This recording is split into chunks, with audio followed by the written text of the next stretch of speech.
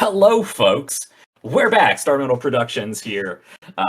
We are getting ready to start our second episode of At Its Core, our actual play of Substratum Protocol. We had a fun time last time exploring our two professors, our two doctor explorers down here in the depths. So if you have not seen that, you can check out our YouTube channel. Same name, Starmetal Productions. We have both a sort of building our characters and the world session 0 video, as well as our first episode, which did a great job highlighting our two characters here as they begin their descent towards the core of the earth and whatever strange portal there, entity, phenomenon, is causing the earth to tear itself apart like something trying to break out of an egg. So go check that out if you like what we're doing. You know, press all the nice fancy buttons. I think we'll get some fun sounds and something will happen on here. We're here to tell cool stories. So if you like those stories, follow, subscribe. I think that's what people usually say. All right. I don't think we have anything too important to discuss, and I want to jump right into this because we have a lot to cover in the pacing of this game. So, let me throw it over to my players, actually, because I find having my players give a recap is a good way to see what stuck with them most, and also what didn't. So, which of you would like to give us a little recap? Go ahead, Tal. Well, thanks. We met each other for the first time, and to say we are two very different types of Doctor characters is an understatement. I am probably more logical and factual, whereas my good colleague maybe has a bit more of a spiritual sense to him, which I don't particularly like. We decided to descend down this ridiculous rope into the depths of God knows where. We picked up some samples, or I certainly did. And then we came across some survivors who I attempted to rescue by going triple or nothing, and failed spectacularly, and I now have the deaths of 3 NPCs on my conscience before being flushed away into raging, torrenting water. I think that's pretty much everything. I don't know if I've missed anything pertinent, just the fact that I failed miserably. Yeah, that was a failure leading to a roll of a 1 and a 2, and then tripling down to re-roll that 2 into another 1, I believe it was. Yep. Or something like That's that. right. That was great. Yep, that is exactly what it was. I mean, that's hard. That's hard to recover from, it, no matter what you're doing. All right, I think the only other things of note involve the eyes character, Dr. Daring, was attempting to interact with these people. And actually, before then, there was a little trouble actually getting up into that secluded cavern. Some difficulty in navigating the underwater crevices and the rushing of the water, and the confined spaces led to an increase of stress for, well, actually both of our doctors at this point, and the how is it put? The whispers are sinking in. Mm-hmm. Yes. Which Dr. Daring doesn't seem particularly perturbed about. No. So I think that's a good synopsis of what the two characters have been up to. So we will pick up today's episode of At Its Core. Hello, voices, my old friend. Yes. We follow our two doctors, Dr. Sabastian Undermoon and Dr. Sampson Daring, as they pick themselves up out of the waterfall cascaded pool that they were expelled out into at great speeds. Pick themselves out of that, dust themselves off, really take some time to gather themselves, because it's already, 2 days into this adventure, already a very stressful undertaking. And we are really just beginning, because this is just the fracture opening. It's so bad. We are mere kilometers underground. And we have a long way to go. So, the path forward, or I should say the path down, is, well, I don't want to say straightforward. It's going to take some time to get to the next major development here. A lot of this journey, which is expected to take probably the better part of a year. Maybe more, maybe less, depending on how easy the journey is, what sort of problems you run into. We're going very deep into the center of the Earth, and time and space and weirdness don't necessarily mean the same things that they do on the surface. Or at least that seems to be the inclination our researchers have garnered from the limited amount of drone sensors and whatnot they've been able to send down, and the few that actually came back up.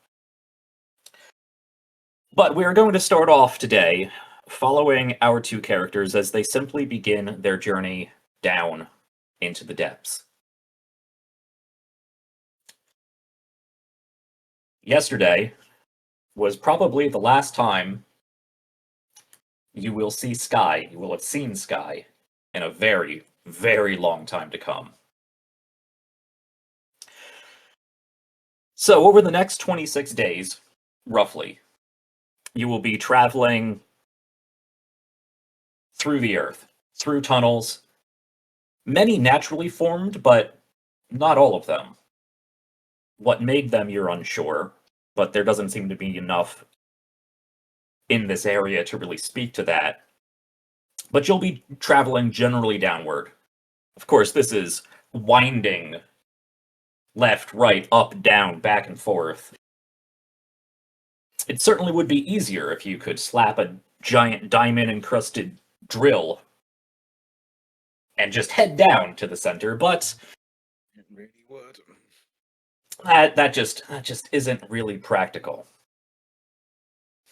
So we're going to start off today with our travel check. So every time we move from one sector, of which there are 10, to another, we need to check to see how that travel goes. So we are moving from level 1, the fracture opening, to level 2. I believe, who was it that led the way coming down? I think it was me, if I'm not I mistaken. believe, yes. Yep. Yeah. Excellent. It means it's your turn, mate. I'm not going to enforce a rigorous, one person then the other, back and forth, but just to have it stated, who would like to lead the way this first leg of your journey? I think at this point, now that they're a bit deeper, I think Dr. Daring is going to be a little bit more in the front and looking for what specifically he was told was seen down here through probes. So yeah, I think he's taking the lead and inspecting a lot of the surrounding area pretty thoroughly. All right. Well, the travel check is relatively straightforward. You will roll dash plus a skill of your choosing, depending on in what way you would like to lead this journey down. I think I'll do dash and sway, and the way that I'm going to use sway is Dr. Daring has noticed Dr. Undermoon's relative morose at the loss of the three individuals we have just left. And basically going, don't worry, we'll be quite fine moving on as we are. Yes, I'm sure they will be doing just fine wherever they are now. Don't worry about a dang thing. Yes. And he will, yeah, I'll roll that. All right. What am I beating there, Jack? Show me Yes. my cards. Let me throw these cards up onto our screen here, and folks can follow along on the overlay now. Look at that. Ooh, look at that. So we have a That's 6 awesome. and a 10. Okay, and I am rolling a D8 and a D8. So 2D8. Come on. Fairly good chances. A Excellent. 6 and 8 beats both. Yep. Go ahead and claim those two cards then. You are sitting on quite a hand, so do keep in mind your exosuit abilities as we move forward. Take card, and then that goes to a D6. And So that goes to a D6. Before we get to the outcome of this roll, because this will essentially give you guys a rest of sorts. Tal, Dr. Undermoon, over the next 26 days, and at this point, you're really just traveling through natural caverns. Some things that look like they might not be natural. The correlation to that is, you would assume, man-made, but you're fairly deep at this point. But for the most part, either way, it's rock walls. Rock, rock, rock, rock, and down. So tell me then, over these 26 days, what's an event of note that happens? Ooh, okay. An event of note. I think it's probably going to be the... Okay, see how this kind of fits. I quite like the idea that we encounter a chamber, and within this chamber, in the kind of center of it, there is this crystalline rock. Yeah, it's smoothly shaped, so it looks like it's been worked upon, and inside of it we can see the form of a skeleton of somebody bipedal, but it doesn't look quite right. How does that fit?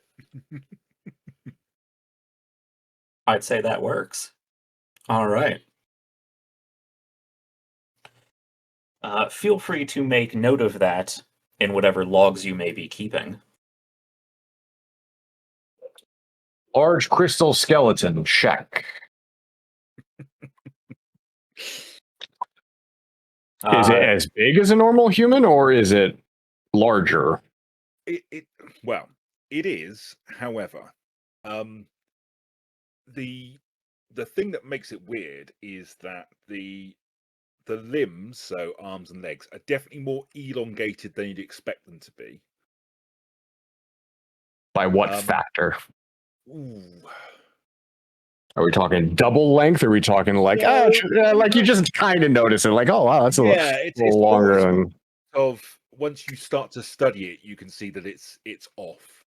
But the really weird thing, it's only got one eye socket. What are you trying to say, Tal? Nothing. Okay.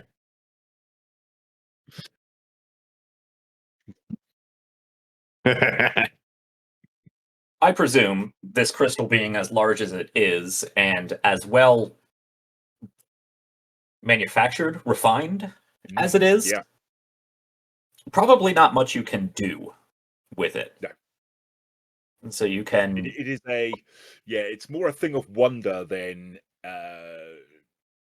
something we can take with us or, or kind of even attempts to maybe try and chip away parts of it, just a bit of resistance, which we wouldn't expect. Yeah. So I'll say you can. Oh, go ahead. Can I add something to that? Of course. Since I haven't been able to use it yet, and I would like to.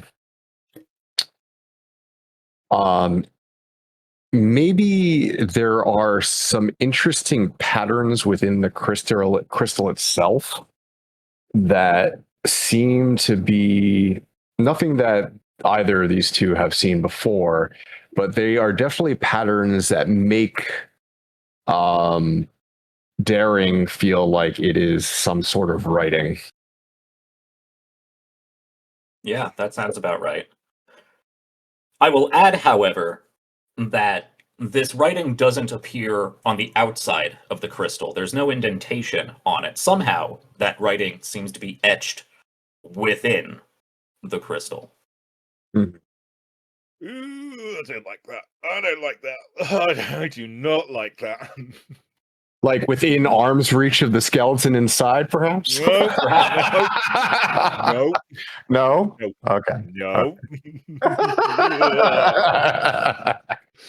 Nope. Oh. Well, as soon as Dr. Daring sees that writing, he's going to pull out this interesting device that he has and start studying it. Okay.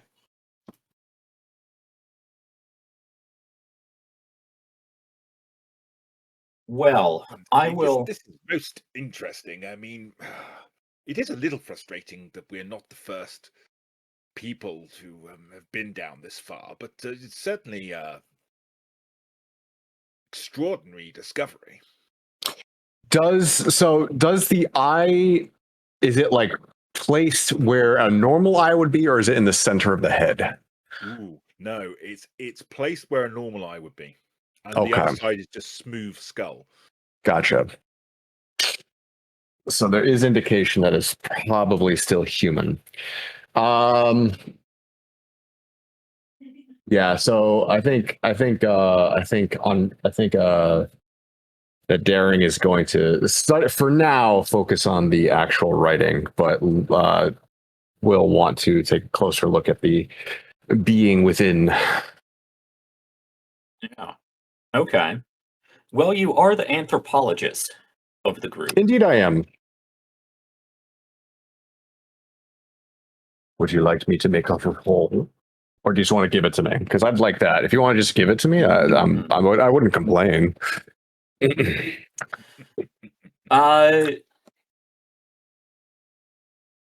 Yeah. I think we're going to tie this into your role for understanding the portal clue that you got last time. Okay. If you think that's applicable. I mean, the voices are applicable to everything, Jack. Yes. That's something that you humans haven't been able to figure out yet. So to remind ourselves and the audience, the clue we got last time was Dr. Daring, you could have sworn right before the collapse in that chamber with the stranded amateur scientists who really shouldn't have been down here. While you were talking with them, those whispers began creeping in, overtaking and blending with the voices of those expeditioners. And then you turned, and you could have sworn in the darkness of the shadows on the walls and playing in the rippling of the dark waters down here that you saw some sort of writhing wet mass of tendrils, of eyes and mouths. So that was the clue that you got last time. Now we need to roll to understand that clue, and I think there may be some... Well, there may be additional context that could be gleaned from the writing here, and it's gonna take a little bit of time, but we're taking quite a long time to actually move forward. Time really isn't the issue. But you probably hunker down in this cavern that you found for a day, maybe even two. The auto-translator that you have with you is a revolutionary piece of technology that works very well for languages that it already knows, but it does take some time to for the primitive AI within it to try to figure out and best guess what each of these symbols mean. So, in order to understand this clue, you're going to need to make a study check, which is a base of a think roll on top of course, a skill of your choosing. I'm going to do a think and a universal translator roll. So it's going to be a D4 and a D10. All right.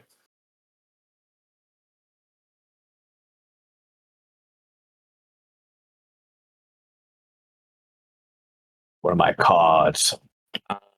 Yes, just give me a moment to. And is there any use the cards I have to increase my chances? Yes, there is. There is the boost action you can take. You can +1 to any scientist skill check for every 2 cards of the same suit discarded.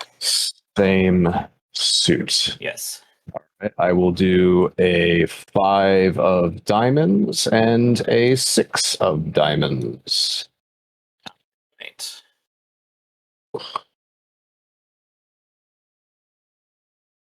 So what that means is that both dice get a +1. Is that what I'm garnering?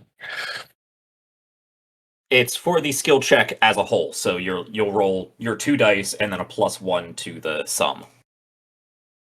Oh, okay. So whatever I roll +1. Understood. Right. Yeah. Let me just quickly refresh my memory on how exactly items work, because I think they grant you advantage rather than replacing your die, and you can use it a number of times equal to the step down. Oh.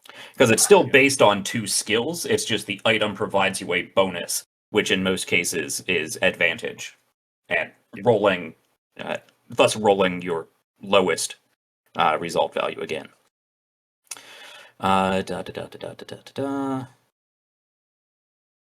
Yeah, we're gonna go with that.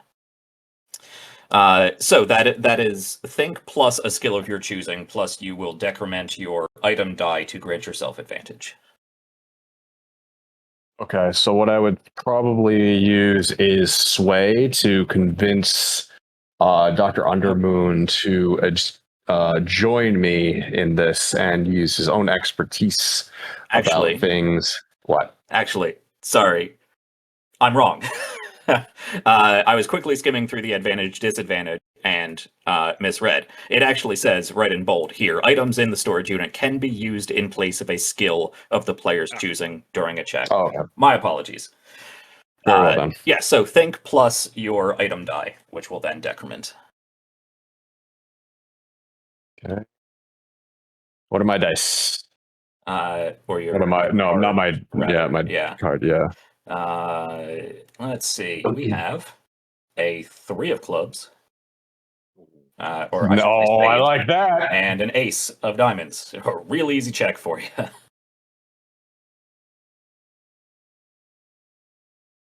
Come on.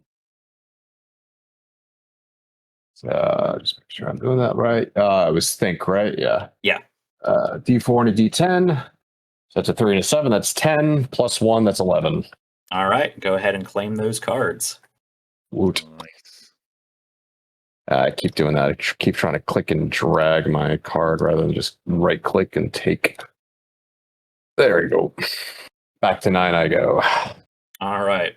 So this is once again where we see the sort of player-driven side of this game, because this portal knowledge that you now are beginning to understand comes in the form of a question that I am going to ask you. So, first I would like you to roll me a d6.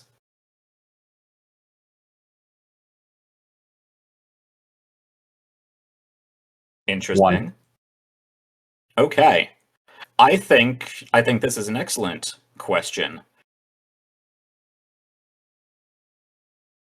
So you have this clue about whispers in the darkness, about this mass of limbs of some sort, tentacles or otherwise, eyes, mouths, things that either are human in absurd proportion and combination, or are not at all. That is being contextualized in some way by this crystalline sphere with a vaguely humanoid, elongated, one-eyed skeleton within, and this writing that you are just beginning to parse together. There does seem to be a connection here to ancient civilizations. And not just an ancient civilization, but multiple civilizations. You can see in this writing that there are forms similar to cuneiform, similar to some hieroglyphics, any number of very early writing systems. You can see after taking some time and maybe some abstract sideways thought how some of the symbology you see within this crystal could have led to a number of those languages. So let me ask you then, Dr. Sampson Daring, what is the connection that the portal has, or the entity, whatever it may be, deep down in the depths? What is its connection to ancient civilizations? And I will say let's keep this relatively broad, because this is the first of hopefully many portal clues that you will uncover. I'm going to give you a one-word answer if that is acceptable, because it's very general and he's not getting every single detail. Yeah. But the general aspect that he's getting is conflict. Okay.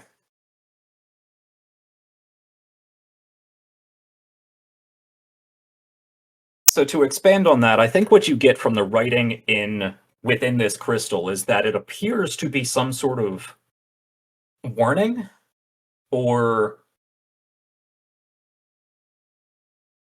not necessarily eulogy, but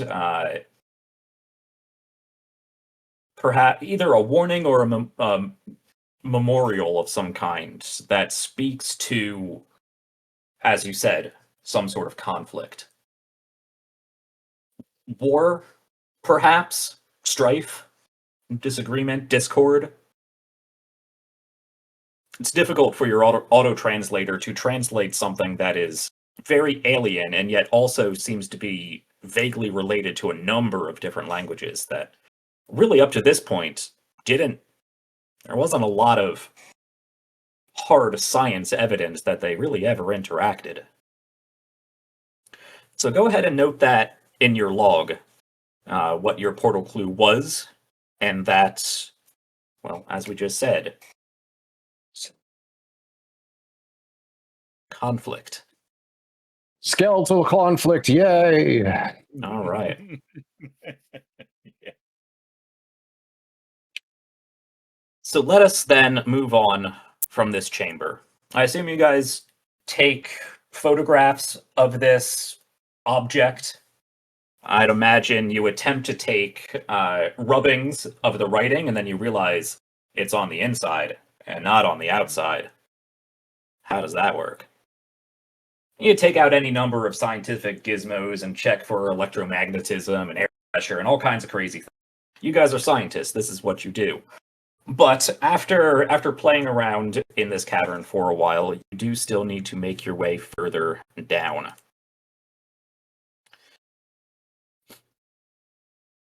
And fortunately, the journey goes rather well. As I head back to my travel rules here. The path is relatively straightforward after that. It seems a lot of the twisting and turning of these caverns eventually led you to this chamber. Whether there are multiple ways to this chamber or there are a number of dead ends that you then had to backtrack.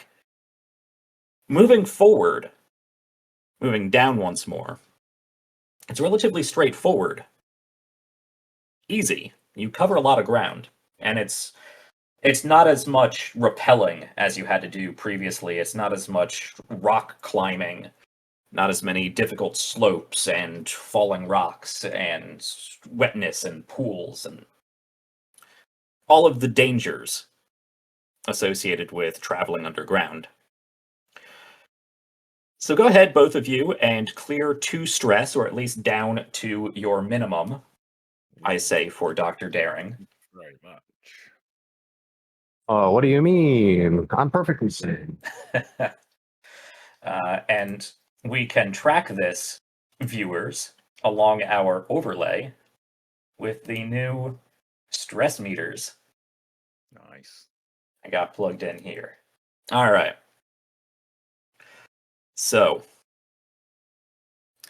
you cleared your 2 stress, and this counts as a refresh, so you can reset all of your skills back to their maximum. Oops. Oh, yes. Amazing. Sure, if Daring continues to lead this expedition, everything will go perfectly fine. Absolutely. Yeah, keep telling yourself that.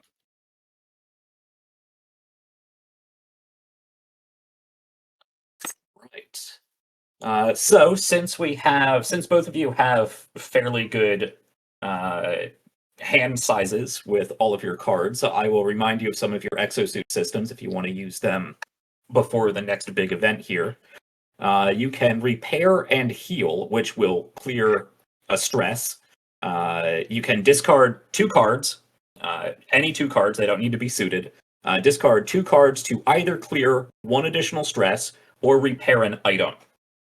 So a refresh doesn't increment your item die, but you can discard cards to, give yourself more uses of it.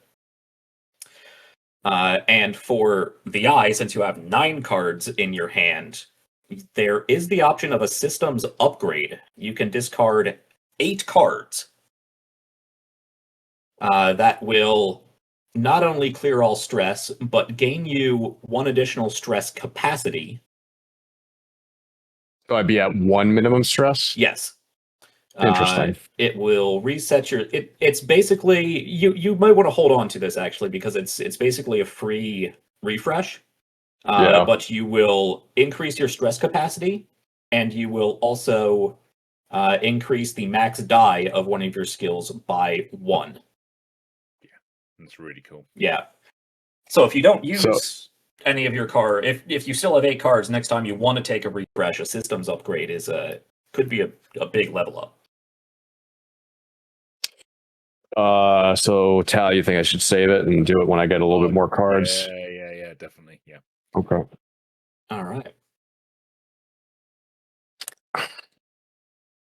So, after wandering for a few weeks down deeper into the center of the earth, you do come out of a cavern, and you notice actually there's a faint glow in the direction downward you are traveling. And it's strange because that glow seems to bend around corners. You get to a corner and the glow still persists. And you realize as you're getting further and further down this passageway, there are actually lines in the walls of this cavern.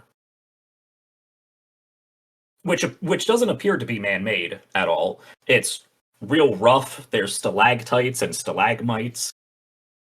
But as you travel downwards, there seems to be seams within the rock that are just vaguely glowing a very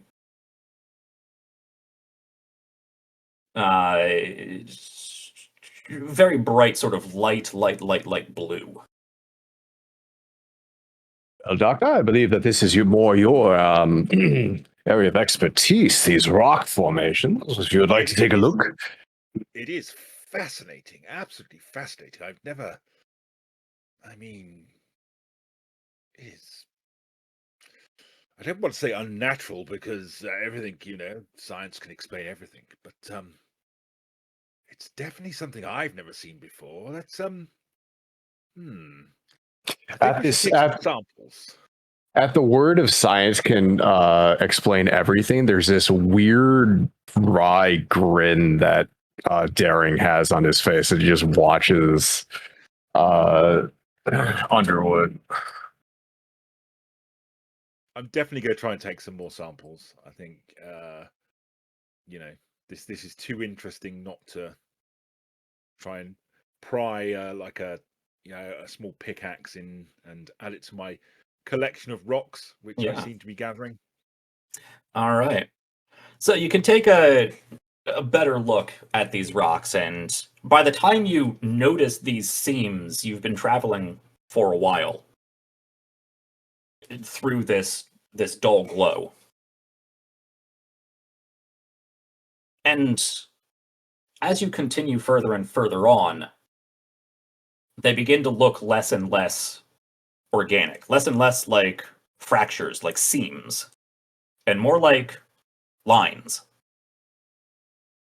But they don't seem carved into the stone. It just seems to be the further you get down, those natural seams just tend to be a lot more geometric.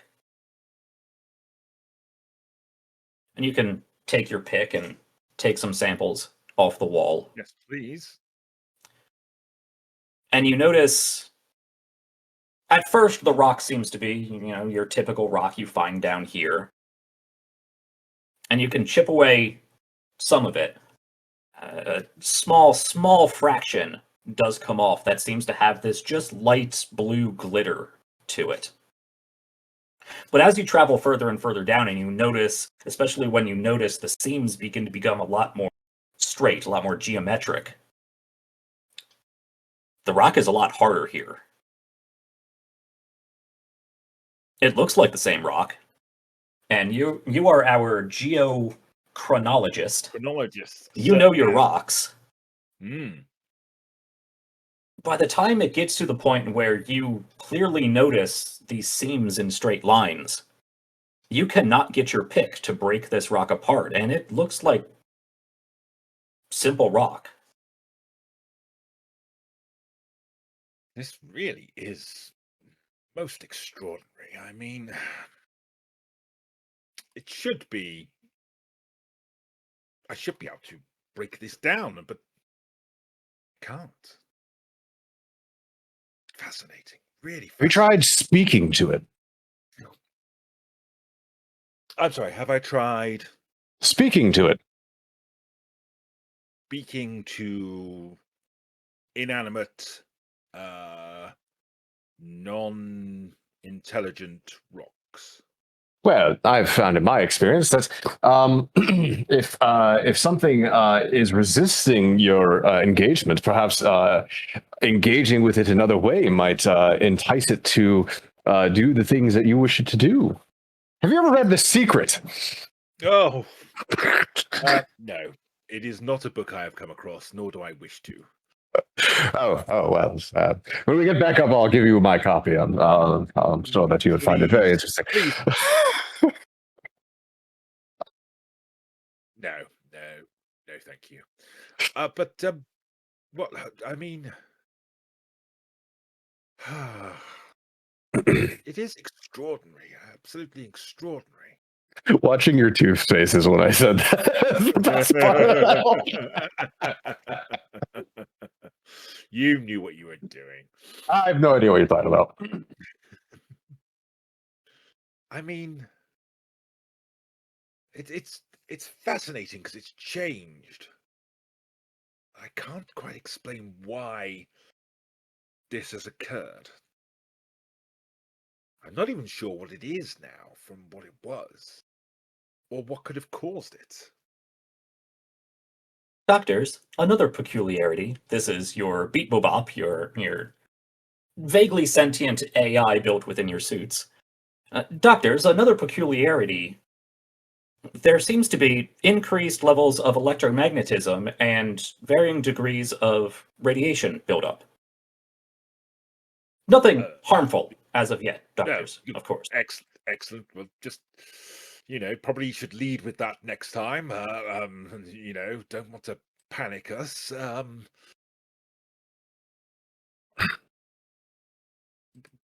What sort of, how much are we talking? Is it a marked increase or just background that is slightly increasing?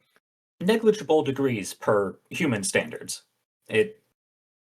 There is a readout in your system's HUD, however, the discrepancy is likely below your visual threshold of acknowledgement. Taking a look at that readout, is it like a constant, or is there a pulse of any sort? Is there any sort of pattern to it, or is it just a constant? So you actually do have to pull up your system's diagnostics, and instead of just having that sort of passive scanner in your HUD, you actually have to pull it up and zoom in and zoom in and zoom in and zoom in. Enhance. Yeah. Enhance. You are picking up relatively steady, but not necessarily in a straight geometric line. Relatively steady, but with some fluctuations. Very, very, very minimal increases in these radiation levels. We're talking 0.00001, whatever metric is being used. And it's just slowly increasing, but it's not like... Yeah. There's no like up, down. It's just slight up, then a little bit later, slight up, and a little later, slight up. Yeah. Okay. Computer, can you give us a hypothesis as to this increase based on the information you currently have?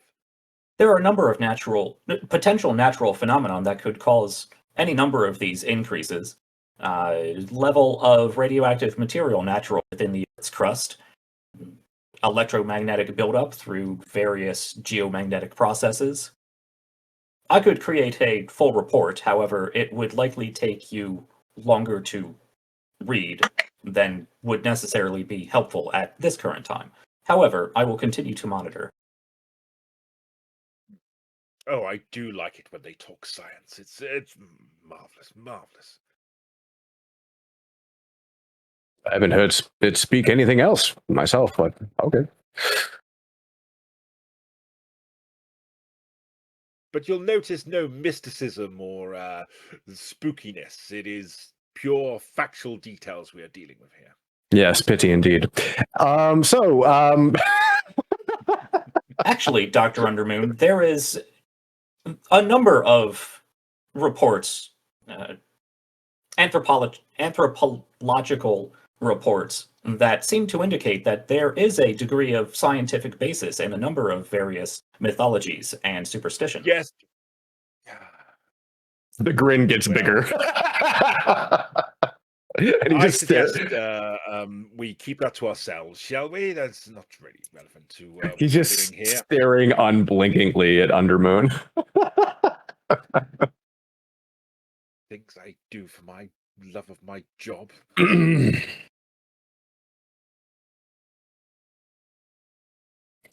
Whilst we're here, do you have based on the patterns we're seeing in this geological samples and the changes, any thoughts as to why we are seeing a difference here compared to a few miles back?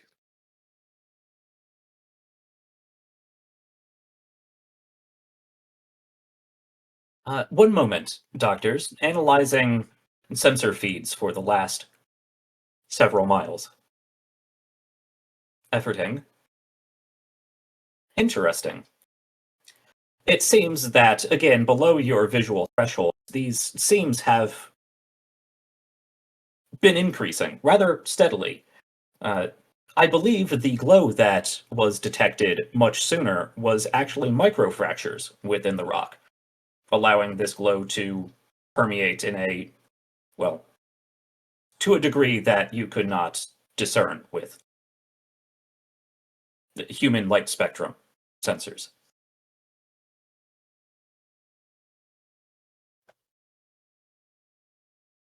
And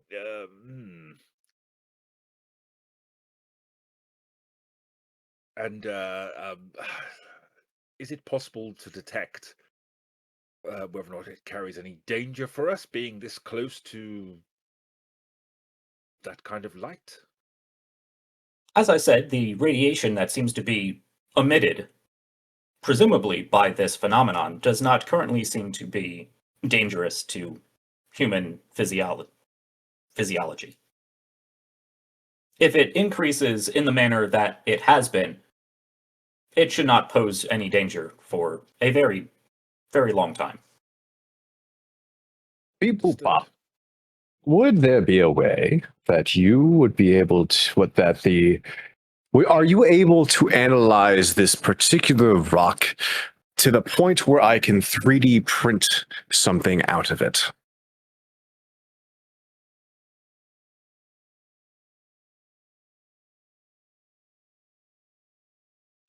Yes, presumably, Dr. Daring. That should be easy enough to do. This rock does not appear, at least to my sensors, to be anything unusual. What kind of rock is it, specifically? I don't know. Google, what type of rock is the Earth's crust generally made up of?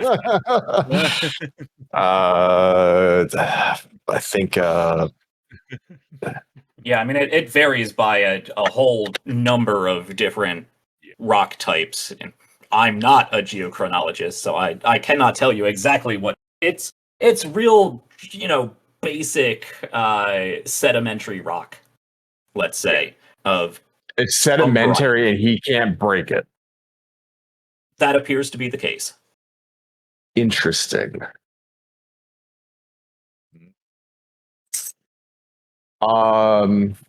What Dr. Daring is going to do is he is going to make a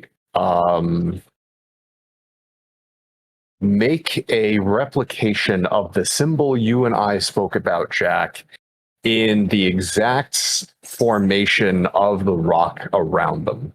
In terms of it's going to print out in the percentage of the rock that's around them this symbol. The writing you saw within the crystal? No, the symbol that brought him here to begin with. Symbol. Let me bring up your backstories. But yes, okay. You can certainly do that.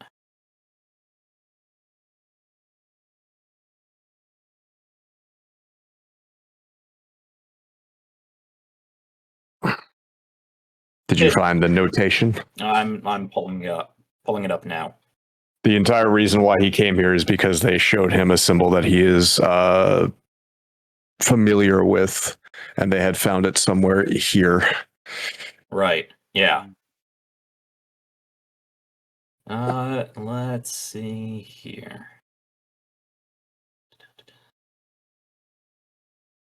Okay. Okay. Well, I will loop back to you perhaps over break as to the details of it. But yes, you can print out that symbol. I mean, it's only going to be yay big or so. Yeah, he wants it to be handheld. Yeah. Yeah. Basically, he wants to have a piece of this surrounding rock in the symbol to see if it has any effects. All right. You can add that to your log. Now, this rock symbol. This does seem to print in the normal way this rock should be, and so you can even take your pick and just chip away at it to see if anything happens. And yes, indeed, you can chip away at this rock. It doesn't seem to be unnaturally hard as the now surrounding rock seems to be. Interesting. But you can keep that in your log, and perhaps it will come to play sometime later. But for now, unless there's anything more you would like to do here, ask here, analyze here. Nope, I think we'll keep moving. All right. Yep, absolutely. I will explain what the symbol looks like. It looks like a I always get the two confused. Not that one. It's the other one. Triscarl.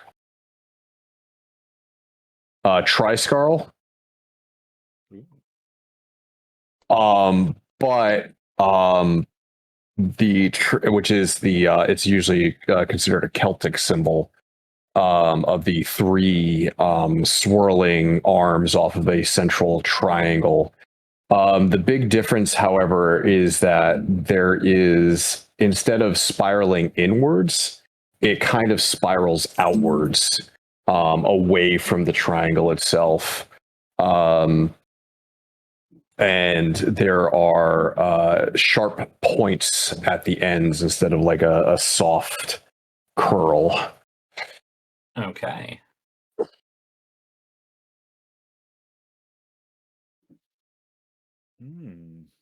I see. Triskelion or triskellus, I Yes. believe, are the other terms for it. Yeah. All right. So, moving further deep, these seams continue to.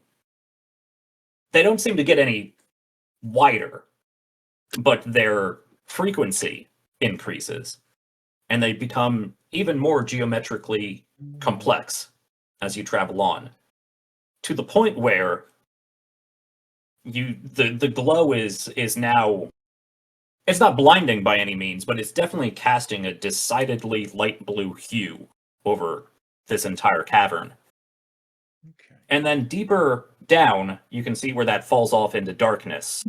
Generally, you move forward towards that, and this tunnel opens up into a sprawling, massive chamber. When I say massive, much larger than that small lake you found earlier. And you realize why as you look out, as you step out of this tunnel onto a small ledge here. Something reacts. There's a minuscule flash to these blue lines in the walls that at this point almost look like primitive circuitry. There's a flash to them, and that flash travels down the cliff you are now on, spreads along the floor, spreading out that dull glow, though it's far, far below. And then the cavern lights up as you see ancient ruins. Ruins of buildings, ruins of a civilization, covered in these circuit-like minute fractures. Well, whatever this is, I think they might know that we are here. Is there a path leading down to this, or is it just cliff down to it? You will have to repel. There seems to be. It's not a flat wall. You seem to be, for lack of a better term, on the side of a small mountain underground. I'm just thinking it's probably a good place to maybe we should 3D print some kind of telescopic viewing device or something on those lines and see if we can get more detail before you descend down. So, see if we can pick out anybody moving around or anything of interest in the center of this kind of city type thing.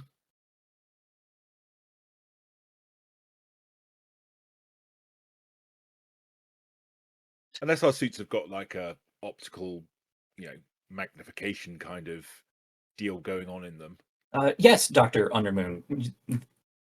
Your suit's basic functionality does have a level of optical sensors that do have a degree of amplification. However, if that magnification is insufficient, perhaps you could print some sort of modification part that could act as a scope of some sort. Yes, I think that's probably a good idea. Could we include some form of heat sensor included with that as well, please?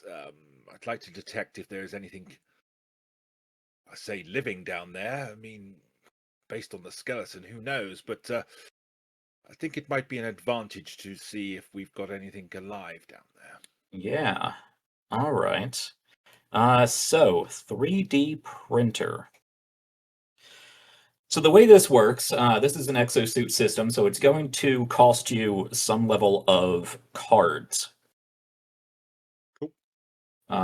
So And this actually is not a dice roll against card. It's you present a card, and then I present a card. Of course, high card wins. Basic high card wins rules. Okay. So let's see. Lay down cards versus the MC mission control up to the max held. Mission control draws a card for each that you lay down. For each card that wins, the item becomes more powerful. So the base is a D4 item. So succeed or fail, you will get a D4 item, have one use, and then it's done. And if you do fail, you get the item at a D4 plus a complication. If you succeed with one card, it's a D6 item, 2 cards D8, 3 cards D10, 4 D12. So it's up to you how many cards you would like sort of ante up. Looking at my hand, in terms of numbers, it is pretty poor. I have one decent numbered card in there, which I will use. So I'm only going to ante up one card. All right. That will be. Do I just drag it into the middle? Yeah, drag it into that yellow box there. That is literally the highest card I have. All right. So you are anteing up the 8 of clubs. Let's see.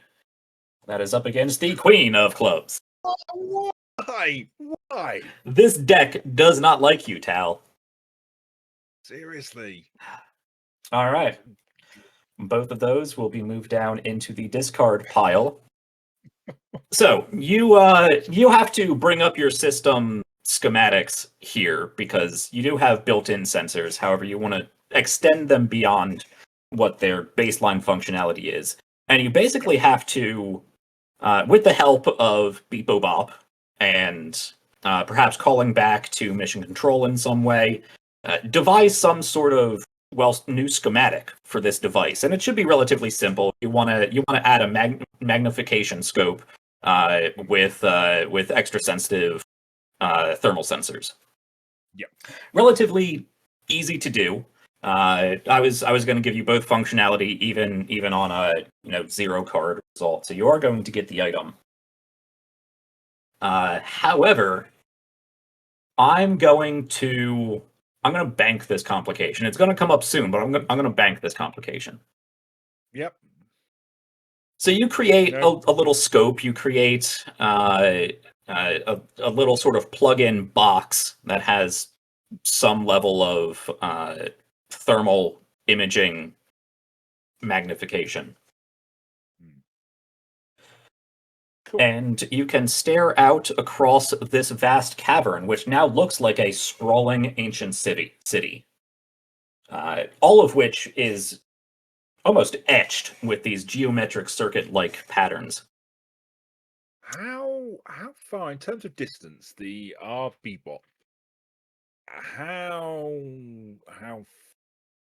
far can they get from us and still transmit data? As far as it can go without hitting a complication, basically. That mission control sent down a number of similar drones, and only a small fraction of them came up, so they're not exactly sure why they disappeared, but theoretically, these drones can transmit. Well, they can only transmit from a certain distance away, but they can go as far as they want and then come back and relay the data. Yeah, so I don't think I'll risk him at the moment. I will just, I'll take a gander and see if I can find anything of interest within this city. All right, go ahead and roll me a d12. D12, you've got it. Okay, come on, let's go. 1d12. Oh, a 10. All right. Okay, not bad. Okay. Ooh. All right. No, Jack. That's not how it works. I mean, I'd probably say that to any of these dice results. So you take some time modifying your equipment and scan out across this cavern. And like I said, whole ancient civilization here. This cavern is massive. And strangely enough, you are seeing, once again, architecture, and this is probably what Dr. Daring brings up, architecture from a number of different ancient civilizations. It's easy to pick out, hey, there's a pyramid, and there's Corinthian pillars. That doesn't make any sense. But Dr. Daring can even provide further examples. If you have anything you would like to provide, Dr. Daring. Yeah, I guess I'll share the feed with Dr. Daring. The first thought was Roman penis wings.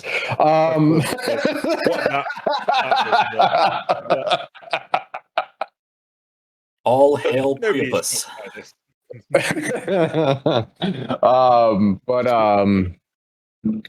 I'm trying to think of my knowledge of ancient architecture, which isn't too extensive. Something like just outside the city that looks like Pictish burial mounds or Irish burial mounds, like Newgrange and the like, as well as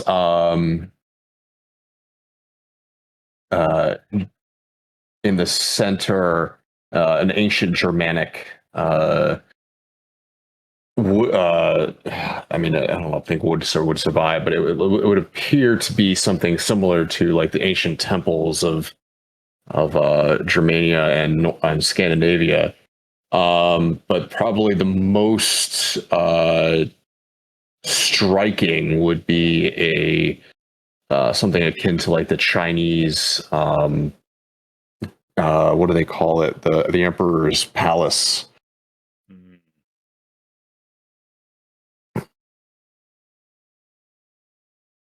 I'm unfamiliar. I know Roman stuff. That was my focus. The Forbidden City. That's what it's called. Yeah. Yeah. I'll add to that. Even there seems to be small pools of like maybe not ceremonial but ornate pools. However, they don't read as water; they read as mercury. Ooh, time to go swimming. You also notice that this architecture seems to defy logical sense, basic material sciences. You see, it looks like there's a variation, a number of variations of Stonehenge that just seem to be sticking out of walls. Pyramids and obelisks, spires, what looks like architecture, columns, headers, footers, all kinds of different mismatched architecture on top of things that are entirely, I don't want to say alien, but don't seem to correlate to anything you're used to. These strange, almost organic, sweeping shapes. All once again seemingly made out of stone of some sort, and with ever increasing complexity of these minute glowing fractures. Just to clarify that you're seeing the same things I'm seeing. This isn't right, is it? It becomes very apparent that Daring isn't really listening and is already like setting up to repel. The rope is out, the pins are out. There's like he's not even like hesitating. Like he needs to get down there as soon as possible. See, Dr. Undermoon's having a real hard time with this because it kind of defies science. All right. And that's not good. That's an issue. I mean, he knew he was going to see strange things, but not necessarily things that were going to break his understanding of the basics of what is and what isn't real. Yes. I'm also going to ask for one more roll here, Tao. Give me a D19. Oh, okay. It's a 20. It's a 1 to 20 table, but 20 doesn't make any sense. Yeah, cool. No worries. I can do that. I think if you do slash roll 1d19, it'll still do it. Yep. Slash roll Space 1d19. 19. There you go. 17. Okay. Interesting. Oh, don't do that. Stop that. All right. Nice. You detect as you're scanning this, you're mostly overwhelmed, as you just said, by this architecture, both that it defies history, but also, more pressingly, physics. But you do notice, however, there's a slight shifting to some of the thermal readings down there. Okay. Now, you are looking very far away, so the thermal readings are quite faint, and as your suit has pointed out, that there is a level of electromagnetic and various radiations being emitted by this circuitry. So it's a bit of a glow, but you swear you see minute movement within the sort of baseline ambient heat signature. Dr. Daring, can you hear me? Yes, I can hear you. Click, chunk, hammer. Look, you need to be aware that there are possibly living organisms down there.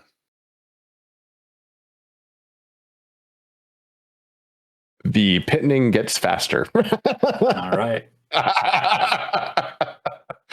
Do you understand what I'm saying? Yes, someone to speak to. Maybe we'll get to the bottom of this entire mystery. Okay, but we don't know. We don't know how dangerous they may be.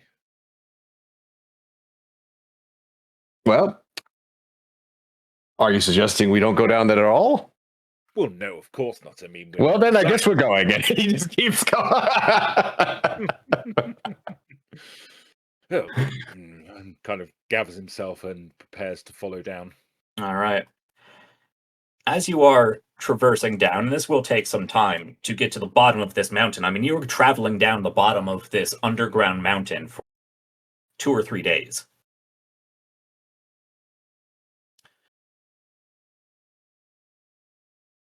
And as time goes on, you get a little more used to the fact that things don't make any sense. But as you're at a particular difficult part in this descent, you have to tack on and actually repel once more. And this circuitry pattern along the rock here does seem to glow as you move past it. It seems to be picking up, you're not sure what it picks up, whether it's simply movement, heat, you're not sure. But it continues to bother you, Dr. Undermoon. Yep. I do not like this at all.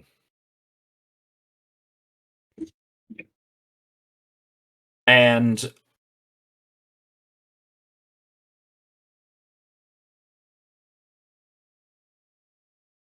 no, I think this played out well enough. I'm gonna hold this complication. You can make your way. You both make your way down to the base of this mountain and into this sprawling ancient civilization.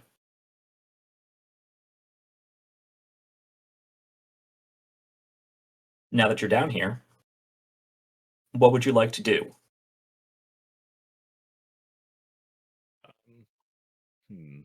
And once again, feel free to consult your exosuit systems, sensor deployment, radioing back to the observatory, flashbacks. And also, because we are coming up on time for our break, how you can utilize this scene and present it to perhaps glean some knowledge into the portal. I will say one more addendum to what you've seen. Now that you are down here on ground level, this was your D12 roll. You notice as you are beginning to walk into the city, you're not assailed by any sort of creatures or people. The glow continues to follow you. There's that ambient light glow to everything, but as you move past, it seems to brighten and then dull down as you move past. But there are places along walls where this very geometric pattern sort of comes to an abrupt stop and then creates the symbol of some it flows into a circle of almost infinite complexity as the circuitry gets denser and denser and denser and denser down to the center of this circle until it is just what looks to be a brightly glowing light blue orb in the center. The first time you come across it, it's an oddity, but then you notice there's a small one over there and another small one over there, a very large one up on that building, just in the center of that sort of Stonehenge like stone formation, sort of hanging down from a hang. There's another one over there and another one over there.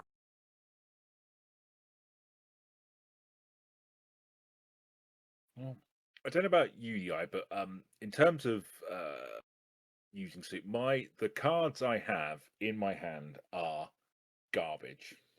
Mm-hmm. I will not. I personally, I don't think I am going to get anything from using them in a betting kind of way. I mean, what have I got? I've got The highest cards I got are 2 10s. Highest card I have is a 4. Well, that seems to be a problem that you need to fix. Okay. Well, so my cards are Ace, 2, 3, and 4. So I need to get some better ones or get rid of them. Okay. And how do you are you suggesting I use these cards now? Before we get to that, I mean, we've got to. Sorry to interrupt. No, before we get to that, because you have a hand you are dissatisfied with, and I have banked a complication, I think now makes the perfect sense. As you are looking at these spheres of increasing density, you're still just trying to wrap your head around this. Everything is so overwhelmingly nonsensical to your very scientific mind. Yep. And you've grown numb for a second to that ambient light, that ambient heat. And then out of the corner of your eye, you notice that movement again. Both movement, the increase in light, and the increase in heat. You turn as what looks like a large cat of some kind. Probably the size of a small jaguar or something. Not necessarily a lion or a tiger, but a lot bigger than a house cat. Leaps from on top of one of these structures, but you notice it's not a jaguar, not a cat you're familiar with. But I'll get to its exact description once it's done flying at your face. So, Tal, Dr. Undermoon, no. You notice that there is something, some creature, flying towards you. How would you like to deal with this situation?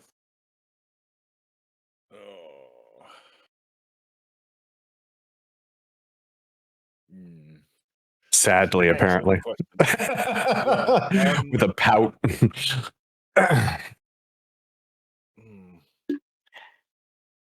Okay. I'm wondering if I can get my exosuit to emit some kind of sonic pulse, Okay. to see if I can use that to disorientate this animal. Okay. Yeah, I think that's probably the best idea. Is because I suspect we don't have weapons, as it were. So I think some kind of sonic pulse, just to maybe throw off its balance, or because if it's leaping at me and I can shift it a little bit, I might be able to not get eaten. Yeah. All right. Well, using the actions at your disposal, what does that?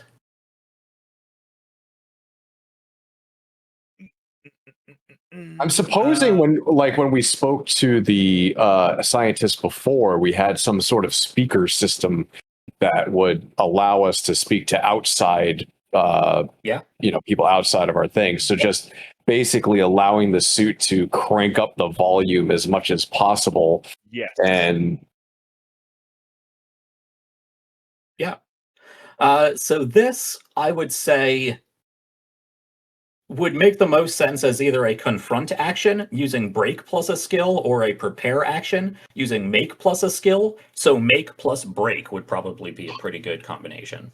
Yes, make plus break. I am happy with that. All right. It's a D8 and a D4. So you are rolling against a 3 of hearts. Yep. Easy enough. And a queen of spades.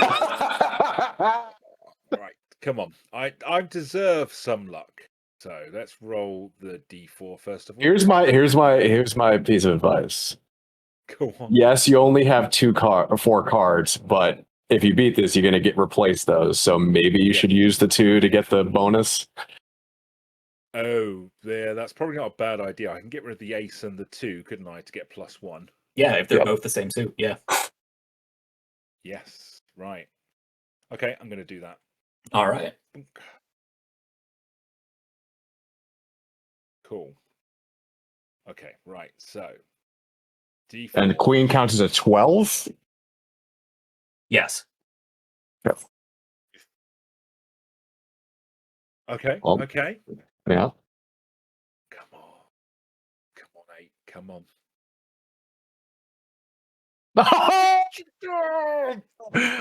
Didn't even need the bonus. That is a 4 on a D4 and an 8 on the D8.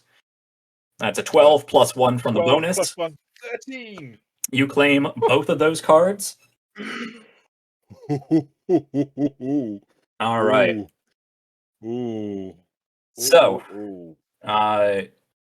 well, this was your idea, Dr. Undermoon. Go ahead and describe how this plays out. Yeah, so it's kind of, I guess it's I'd kind of describe it like a not like, it's not a blast. It's definitely not kind of meant to be a concussive weapon or anything on those lines. It's very much designed to be disorientating, so that as it goes to leap at me, it could be enough to push it off balance so that it flies past me or over me and maybe crashes into a wall of some sort, just maybe stunning it so that we can take another action or run away. Yeah. So, Dr. Undermoon, I imagine, man of science as you are, that you really took your time to understand your suit system. So, with a moment of quick thinking, tell Dr. to shut off his audio sensors very quickly, and basically just crank up, as you said, as much subharmonic and low spectrum harmonic that you can, and just blast that out of the speakers. You're not creating a thunderous boom that is going to be heard throughout the entirety of the cavern. You're mostly and just the very, very low end of what the human ear can hear. We're talking a souped-up dog whistle, basically. Yes, but that does seem to be enough. This creature flies at your direction to emit this blast of sound and move out of the way, and you can see mid-air the creature twitches and sort of paws at its face, and landing gracefully as a normal cat usually would. It does slam against the wall, tumbles down onto the floor, rights itself up, scurries backwards several meters, gets down on its front paws, and hisses at you as a cat would. You can see now, however, being the size of a small jaguar, it has these sort of long, sort of curved spade-like ears that have these tendrils that stick out of them.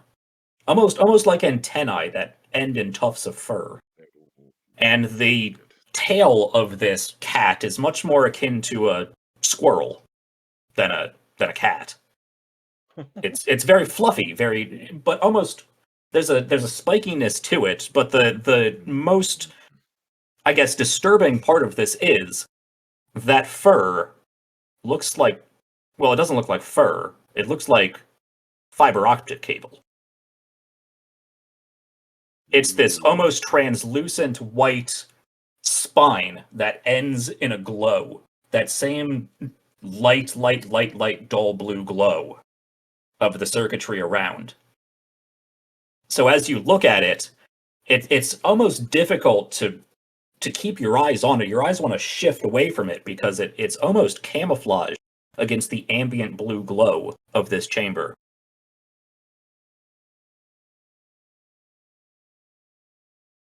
Doctor, I believe we should make haste whilst the creature is stunned, or we're going to end up as somebody's dinner. I'm supposing by now the repel line is ready to go. Oh, you've dealt with all of your repelling. You're hiking downward. Oh, okay, we're down already. Yeah, you okay. are Gotcha. in the city streets of this ancient civilization. Gotcha. Okay. Are there any buildings with doors that seem secure? Actual doors as opposed to doorways, arches. Yes. I mean, I don't want to overcomplicate things here.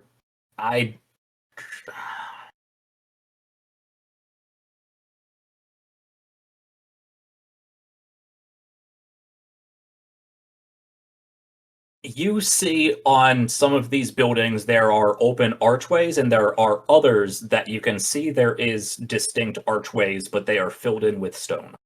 There's no wooden doors down here or anything. Yeah, if there were, they probably would have long since. What I am going to attempt to do, if this thing is still going to come after us, is Dr. Daring is going to release his Bebop to fly towards the beastie and distract it as me and Undermoon run. Sure. And basically get away from it to the point where it's no longer going to be able to track us. Yeah. Or as well. That's easy enough to do. You have successfully evaded the threat as it was without rolling any sort of complication. So the encounter as it was is over. You can you can safely make your way around it. It's disoriented. You can send your Bibu Bop to buzz around it Navi style and annoy it. And you can make yourself scarce. It is simply whether either of you would like to take any more riskier actions of trying to interact with it in any sort of way, engage with it, study it. But if you simply want to leave the area, that's easy enough to do. With further application of this sonic blast and your beep bops. Give me one moment. Let me look up something.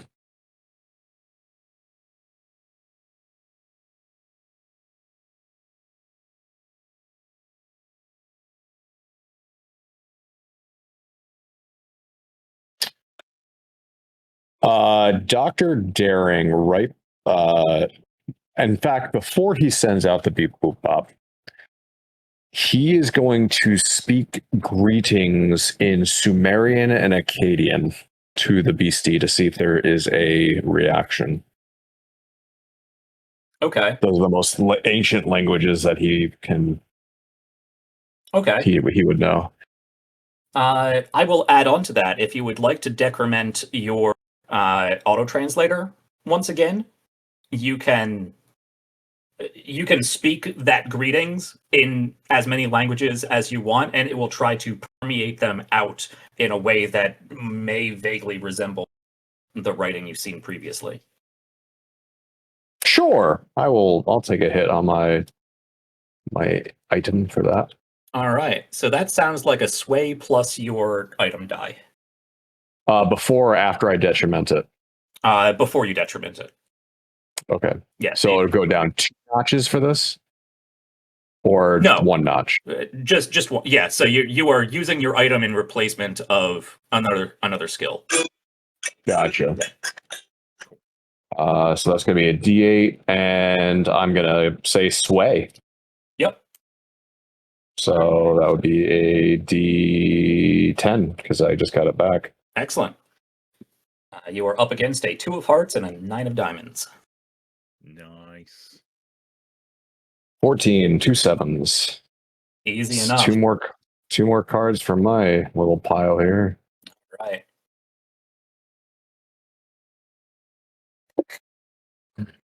So as you are backing away from this creature, as it's disoriented, you are speaking out a number of different languages. You're also coming out over the speaker in different permutations. And as it gets done, sort of it hisses, it backs up a bit, it sort of twitches and sort of wipes as it at its ears, shakes a bit, and this sort of fiber optic fur it has stands on end. You speak this, and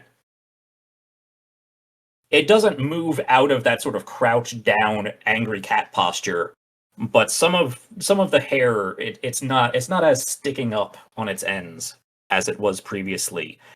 Its mouth closes, it's no longer hissing.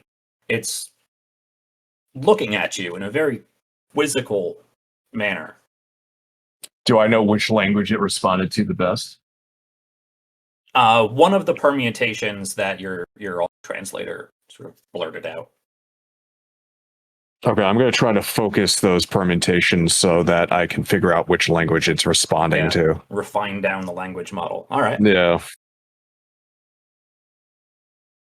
Whether or not this creature is intelligent enough to actually communicate with, I'm not sure. It does seem to have responded to some degree, lessening its hostility a bit, based on what you said. Okay. I'm going to keep just like saying everything is fine. We're not here to hurt you, and just like slowly knock down languages as I'm doing this, and standing there with like hands raised, not moving forward or back, but just slowly knocking out languages until I get to one that it is responding to specifically, or seems to, even minutely recognize. I don't know if you're going to be able to refine it down any further than what you have here. Okay. You can continue speaking, and the AI in this translator will continually sort of blurt out what sounds like combinations of these languages, and it doesn't respond in anything other than some level of recognition. Again, you seem to be talking to some level of, for lack of a better term, lower life form. It'd be like you talking to your dog or cat at home. There's a level of understanding to it, but that level of understanding probably came from, repetition training and whatnot. Yeah, so like the idea is like if you speak to I'm just going to throw one out here, like a corgi who's been trained by a Chinese family, for example, it's going to respond to Chinese, but it won't respond at all to English. Won't be a so I think at this point, just to further the good nature, Dr. Daring will print out a nice little piece of meat and toss it over to the beastie and see if it will take it. Yeah, it sort of gingerly creeps over to it, takes a sniff at it. You see it extends, instead of claws that you would find extending from a feline's paws, it extends more of these sort of cable-like spikes that go in and pierce into the meat and then retract, and it does that sort of "I don't like this taste" cat face, and it scurries backward, hisses at you once more, and darts off. Dr. Daring's going to watch it go and turn back to Undermoon. Well, that was interesting. It seemed to recognize languages that have been spoken in long ages past, but nothing. I couldn't really figure out which ones it was responding to specifically. But did you notice what it was made of? I'm not even sure if it was a living creature. The stuff we're seeing around here, the kind of fine lines and electrical currents. I mean, it looks as if some of that was actually in its body.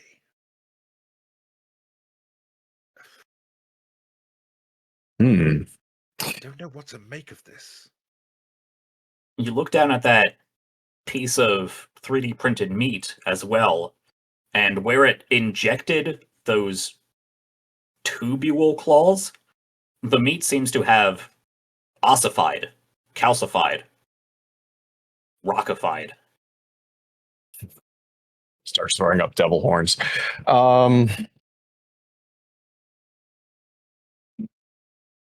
Okay, so And there's this clear, sort of shimmering, almost glittery liquid just around the edge of that ossification before it stopped in his meat once again. Dr. Undermoon, would you like to take a look at maybe study the effects that this thing has had on the meat itself? It's fascinating. Suit, can you provide an analysis for us as to what has occurred here? Affirmative, Doctor. If you could place the sample on the 3D printer, I can deconstruct it and analyze its components. Can you are you able to provide a rudimentary scan to? I mean, I would hate to pick it up and for it to burn through you and expose us to goodness knows what. Can you confirm it is safe for me to pick up? Ambient sensor readings detect no noticeable increase in heat, radiation, electromagnetism. Hmm. You could extend a direct sensor probe to detect toxicity factors. I think that's probably a good idea. I mean, we can't really trust anything at the moment. So you Yes, I can, would like to do that, please. on the side of your arm, you can poke out this little probe-like device. I mean, it's basically a meat thermometer with extra sensors attached to it. Plug that in. Yeah, just to see what it does. And The replicated meat portion of this item seems to be consistent with the 3D printing design of this particular piece of meat. There is no increase in toxicity or acidity.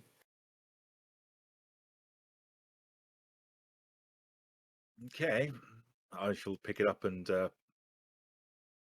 place it on my 3D scanner and see what we can find out. You can place it on top, a little arm sticks out, and instead of 3D printing, it sort of demolecularizes it. It takes longer to deconstruct something than construct something, strangely enough. And you get a readout on your heads up, and it reads as meat, and then it reads as stone, and then it reads error, error, error, error. Dr. Undermoon, there does seem to be some sort of substance that my system's contradiction, error, error, error, not recognized. Apologies, Doctor. I am equipped, let's say, with the ability to best guess, as you humans put it. This, while contradictory and implausibly, this seems to be some sort of liquid crystal between the layer of meat and the layer of stone. However, crystal does not liquefy, not without resulting in extreme heat. For example, magma. So we're transcending the laws of physics. I would like to call for now, because we're about to go on break, and I Yes. think we've established a nice scene here. Ruins, we have these creatures. You could probably pick out that there are a number of these things as you move across the city, though none of them can avoid them or, talk them down. But because we have limited time, and we've explored a number of different things in this scene. I put it to either of you, however, it was it was Dr. Daring who got the last clue, how either of you would like to go out finding some sort of clue that would hint towards what this portal entity you are working towards.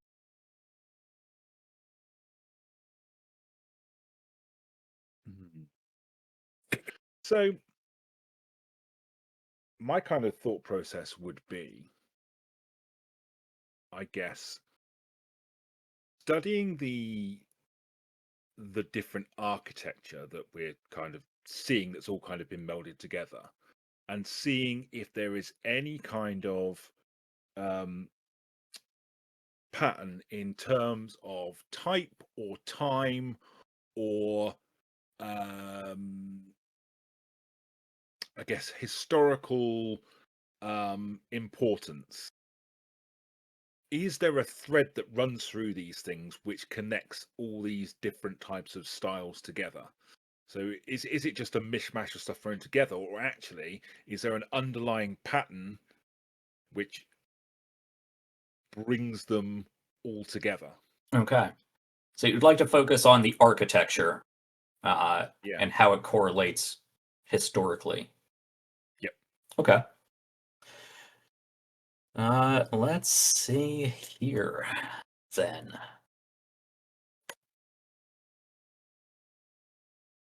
So this is, it's going to be a study check, which is think plus a skill of your choosing. I think make would probably, that sounds like a good one, but feel free to. And so is that make and think?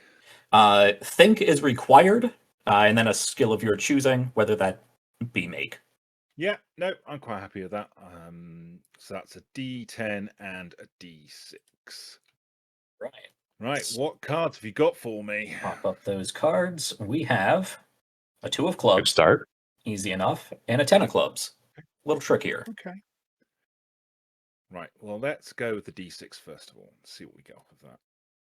Well, that's not good. Oh, you. Well, you're getting one card out of this at least. Come on, D10. Well, yeah. Okay, so we are here once again, my friend, at a 1 and a 2. Garbage. Garbage, I tell you. I will remind you there is the flashback if you would like to ante up cards in order to find a way to grant yourself advantage. But if you fail, you grant yourself disadvantage. But at this point, you can't roll. No, absolutely. I will. So I guess I'll use my queen. That probably makes the most sense, doesn't it? Yeah. So we're going my queen, and I'm just trying to think how. So I would say that he's maybe thinking back to a strange course that he took, which was in it was this visiting professor who had some very weird and unusual thoughts about how different in different periods of time we saw similar kind of architecture, and that maybe there was a through line between all the different civilizations, but not necessarily in the time order that we would expect it to be in. And he's kind of thinking back to that and wondering, did he know something? Did he have something? Yeah, and I'm sure this is a person in the scientific community that you, like many other people, laughed out of lectures. Very Daniel Jackson of Stargate style. Yep, absolutely. So let's see. Meanwhile, that's the professor that Dr. Daring was always going to class for. So let's see if the ramblings of this lunatic actually lead to something. You anteed a queen. I threw down a queen. What does that mean? What does that mean? You know, Does tie go to the player or the complication? I'm gonna say the tie goes to the player. I'm gonna be nice here. Thank The you. complication. Right, so I'm going to re-roll my d10. Yes. I can't really do any better, worse than a 2, can I? A 7. All right. So for a total of 8. For a total of 8. Okay. Yeah, not much more you can do to help that. But you can claim that too. I will discard that 10. Cool. Now, this was this was divining a clue. Divining a portal clue. So, Absolutely.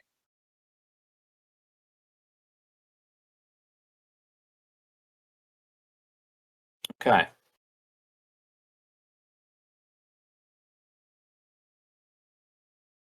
Okay.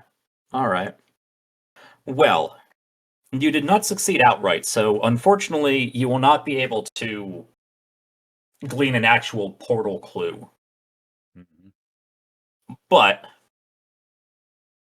what I can tell you is, based on what you've previously discussed with Dr. Daring and the fact that there is some sort of tie, at least linguistically, between a number of different civilizations, this corroborates that.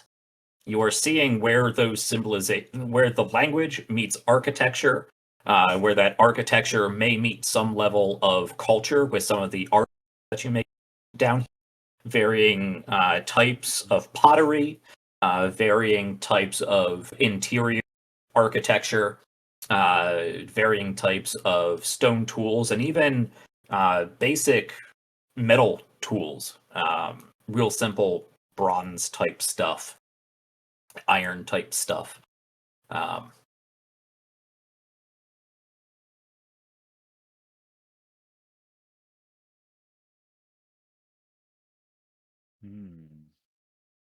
So you don't get a full portal clue, but you do get confirmation that there is some underlying connection between all of these different disparate cultures and civilizations across the entire world.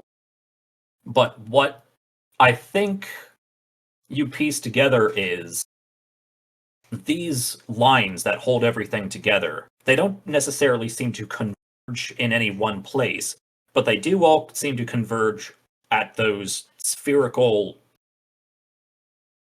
glyphs you found. And you're thinking about it geometrically,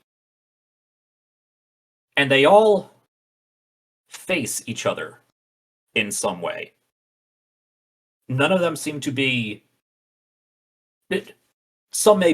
One may be obstructed by another, but if you were to draw a line between one to another, to another, to another, it would eventually bounce over to any of the other ones. Something is tying this together in a complexity that certainly cannot simply be natural. I mean, you threw out natural when you got to ever increasing geometric.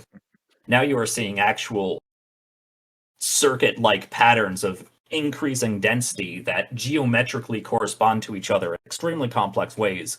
There is I don't want to say supernatural or even unnatural, there's an intelligence that has either brought all of this together or has taken this amalgamation and split it apart.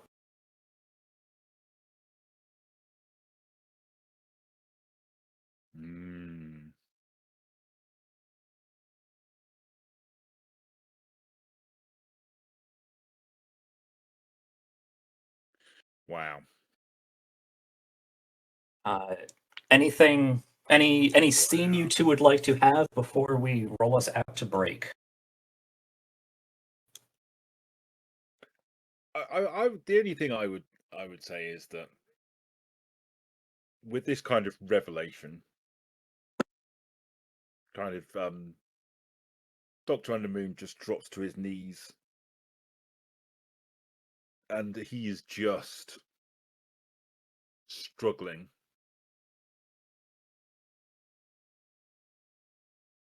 Really finding it all too much.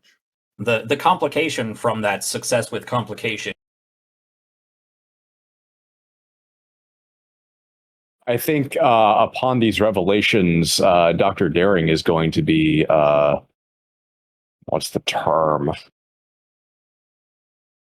Self affirmed as a person who's been called a kook his whole life as well. Minus the stuff that he has been able to prove 100%. He's just staring up at the quote unquote sky and has this wide smile on his face. Ugh. All right. You do look upwards, and you are beyond the center of the city at this point. You look upwards, and you didn't notice it before, but the ambient glow, especially coming from above, you think back now, it's a lot brighter in this cavern than before. And you look up,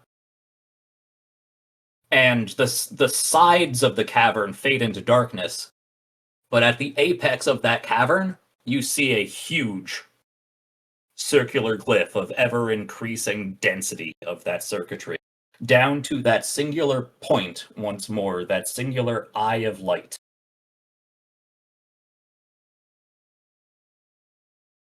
And that is where we are going to leave our two scientists for the first bit more than half of our journey tonight. We're going to go on a quick break, try to 10 minutes or so, because we have a whole other of our journey that I would like to cover for the end. So stick around.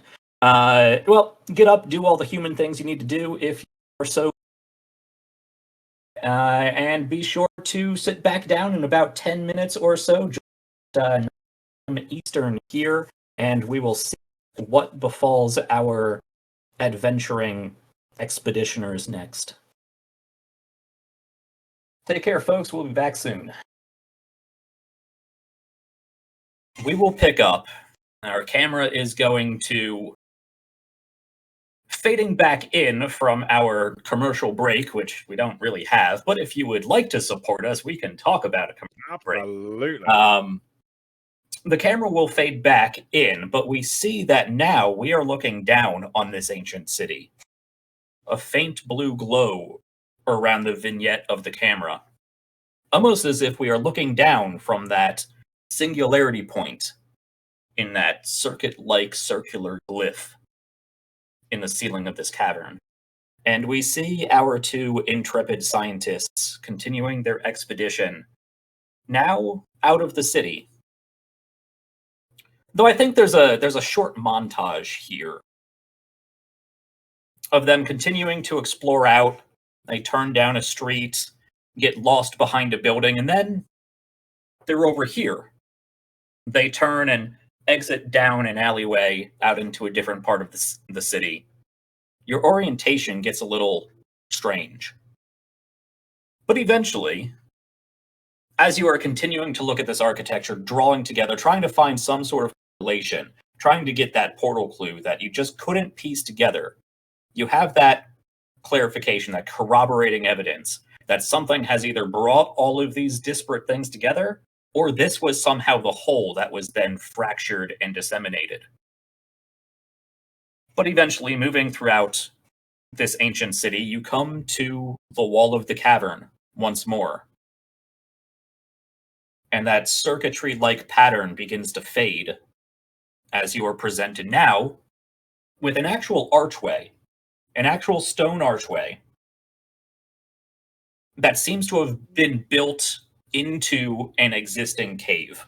So there's the rough rock of the cavern, and then there's this stone archway, and then there's the rock wall of a tunnel leading further down, a natural snaking cave leading further down. But at the capstone of this archway, you see once again that circle with the ever-increasing density down to that eye, let's say. Yes.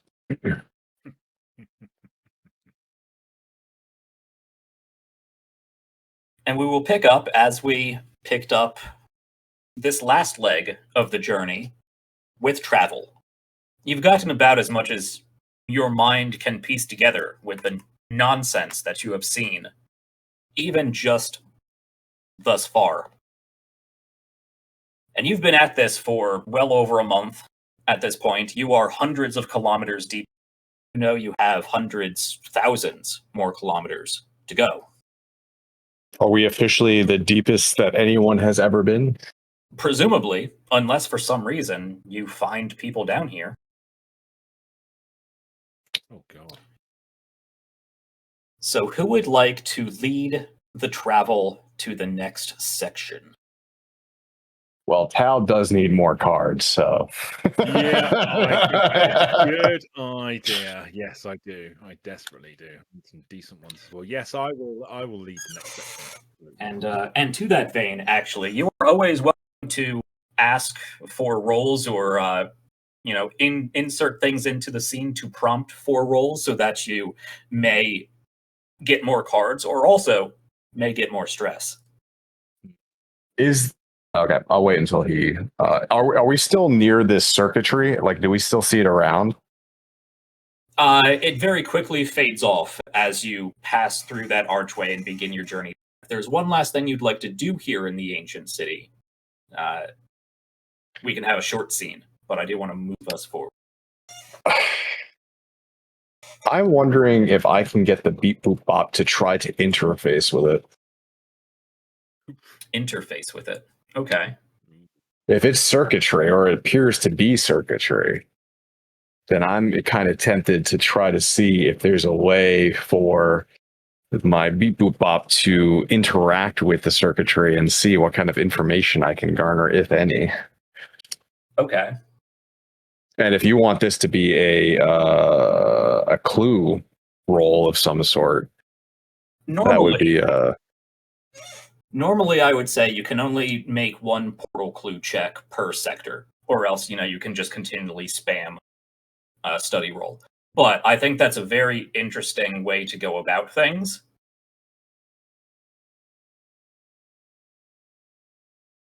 Let me give you a bit of a devil's bargain to draw from one of the inspirations of this game, which is Forged in the Dark. I haven't spoken to him in a long time. Yeah. Go ahead. I will allow you to make the check, but you take 2 stress. You think I'm going to turn that down? Oh, that's why I offered it to you. You're a silly man. Oh, yeah, definitely. I'll take that bargain easily. Yep. Yeah, without question. I'm just 4 stress. Give me that stress. 5. There you go. All right. For the briefest of windows, those whispering voices faded into the background. But as you focus on these glyphs, these circuitry symbols, and start to piece together this idea, maybe they are circuitry, maybe in some way we can interface with them. Those voices begin to creep back into your head. A little bit of static, a little bit of speaking in ancient languages now, but not all one language throughout, if you can even piece together thoughts. You're getting a word in ancient Sumerian, and a word in ancient Egyptian, and a word in some sort of Proto-Germanic language. But, okay. So, you can use your suit to try to interface with the, presumably, circuitry here. Go ahead, then, and this would be another study roll. So it's think plus whatever makes sense with your plan here. Think and sway doesn't make sense, but I think the universal translator does make sense, which would give me 2d6s.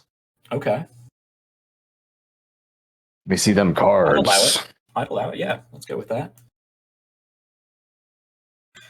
Would you like to spend any of your cards to boost yourself?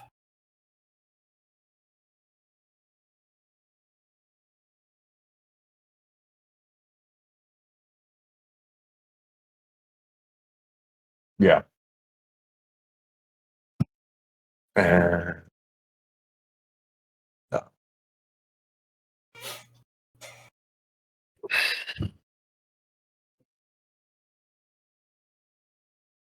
Right? It has to be the same suit. Same suit, yes. But you can do this as many times as you have suit pairs. I am saving up for my upgrades, so I don't know if I want to do that Sure. anymore. Yeah, I'm good with that, I think. Okay. So you are going up against a jack of spades 11 and a 7 of hearts. minutes. Okay. Tricky So check here.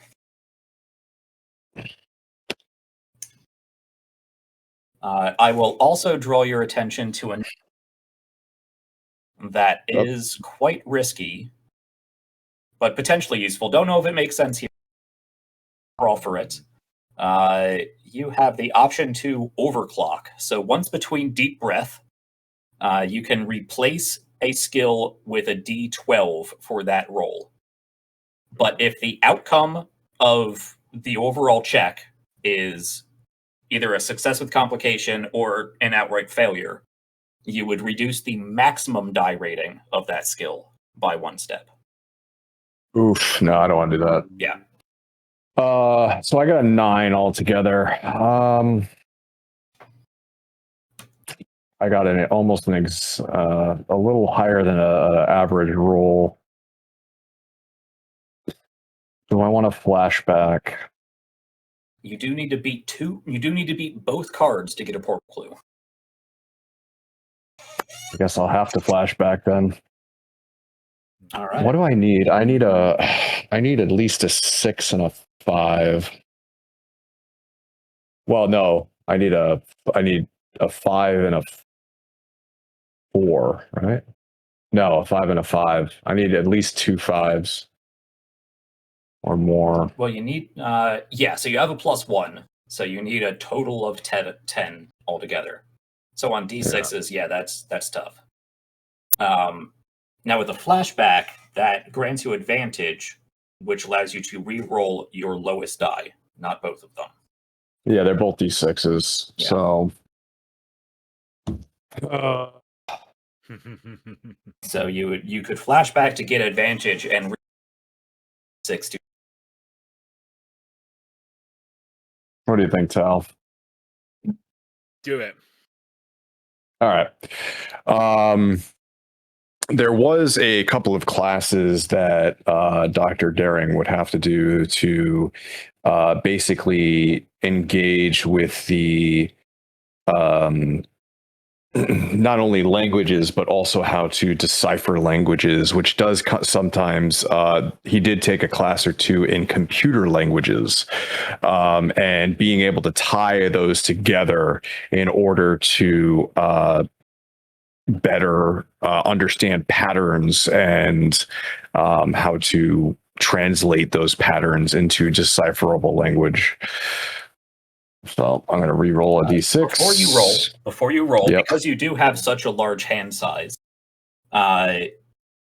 since this is kind of, you haven't completed the skill check yet, you could choose to boost more if you would like, or actually, because you are using your auto translator, which has been decremented a number of times, you can use the repair action and discard any 2 cards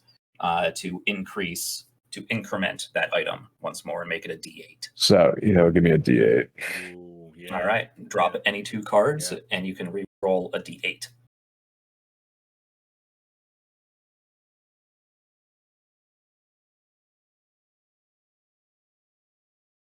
Get rid of all my low cards. All right, that's the way to do it. You can do it. So I'm re-rolling a D8. Yep. Nope. That's a 1. Why? Why do they hate us And- this evening? You know the worst part about that? Mm. Your total is now 6, so you don't even get the 7. Yeah. Oh. Yep.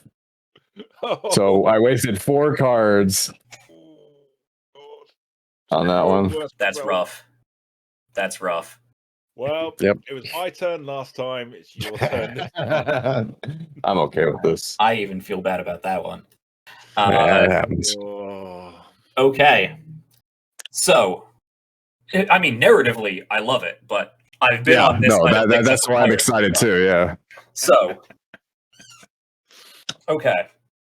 Oh, no. Dr. Undermoon, you are quickly moving away from this because it doesn't make any fucking sense to you, and you should be done with it. I imagine. Yep. I've had enough. Yep. And Dr. Daring, you get this spark in the back of your mind. Oh, that computer language class. AI language models and binary and other computer languages that are still to be determined. And all of this. So you can extend some of your sensor probes, maybe manufacture a quick interface, and go over to one of those glyphs. You're not sure if you can interface just with any little line here. I mean, it's not like any of those glyphs are plug. But you can go over to one of those glyphs and place your sensor array input interface against it. And you're not sure if it's a trick of the light. But you swear the circuitry on there reaches out and begins creeping up the length of your tool, of your interface device. And this all happens in a split second. Mm-hmm. You see it creeping up the interface device, rapidly get up into where it deploys from your arm, and then your suit. Really quick, because I did say that I was going to use my beep boop bop specifically. Is there a way that the tool would be used with the beep boop bop rather than directly with my arm? I was looking out for this exact thing because I did say I wanted to use my beep boop bop for this. Okay. I like the foresight. I will give you the choice then. You could either take increased stress to yourself as it overloads your system, your suit system, and yourself organically, or you can risk your beep boop bop and you will not have a beep boop bop until you can 3D print a new one. Yeah, I'd rather the latter. Okay. I like that forethought, and I think that makes sense. So scrap all of that. You send your beep boop bop over Destiny Ghost style, and it hovers in front of this glyph, extends a little probe of some kind, and then you see not a flash of your entire system, but in the HUD, in the readout of your beep boop bop, it flashes brightly, it spikes in every measurable way, and then your spherical little hover drone falls to the ground, clatters a few times, and you go over and look at it, and it's made of rock now, with these circuitry patterns spread across it that glow brightly and then completely turn off. You will take one additional stress, as opposed to the 3 I was going to give you. I am at 5 stress. So that is a new stress threshold, I believe. Yay! The madness consumes. Yeah. Fortunately, we will be traveling for quite some time, and there's a fairly decent chance that you can de-stress along the way. But come on, where are those? There it is. Okay, 5 stress. Fragile laws. The energy of the portal thrums in your veins and synapses, the fundamental laws of the universe and their fragility open to you. You may now choose an element or fundamental force, for example, gravity, electricity, light, yada yada. And once between deep breaths, you can change an aspect of one of those fundamental elements. May gravity Do I have to up or down. Do I have to choose that? Do I have to choose that now or in the moment? In the moment. Okay. Yeah. However, you get -1 now to all of your checks. Yep. I like how Tal's like, wait, what? And I'm like, oh, how's that work? Yeah. And actually, this is cumulative, so do please make a note of the sheet you are using. 3 to 4 stress, thrumming whispers also had a -1 to skill checks. Though I think you went all the way from 2 up to now 5, so you pretty much Yeah, you blew So past I'm at negative. that threshold. So I'm at -2 for all checks, or -1 right now. -2 to all checks. Gotcha. And Nice. as you see those readings spike and then fall off, your drone drops, turns to stone. The light fades off. You feel something different about yourself. You can't really put a finger on it. Those whispers are still there, but there's an order to them. They're no longer chaotic. You can't necessarily make out what they are, but you can pick up patterns. Almost like little blips in the background radiation of the universe. I think at this point in well, no, go ahead. I'll finish up and I'll tell you what his effects are.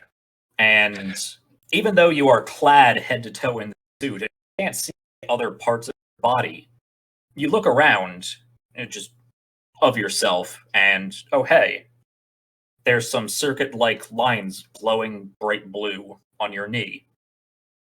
Oh wait, no, that was just a reflection. These suits are actually strangely shiny. I think at the point of that, the beep boop bop hitting the ground, Dr. Daring is going to start actually speaking Akkadian and just like starts muttering to himself in this ancient language,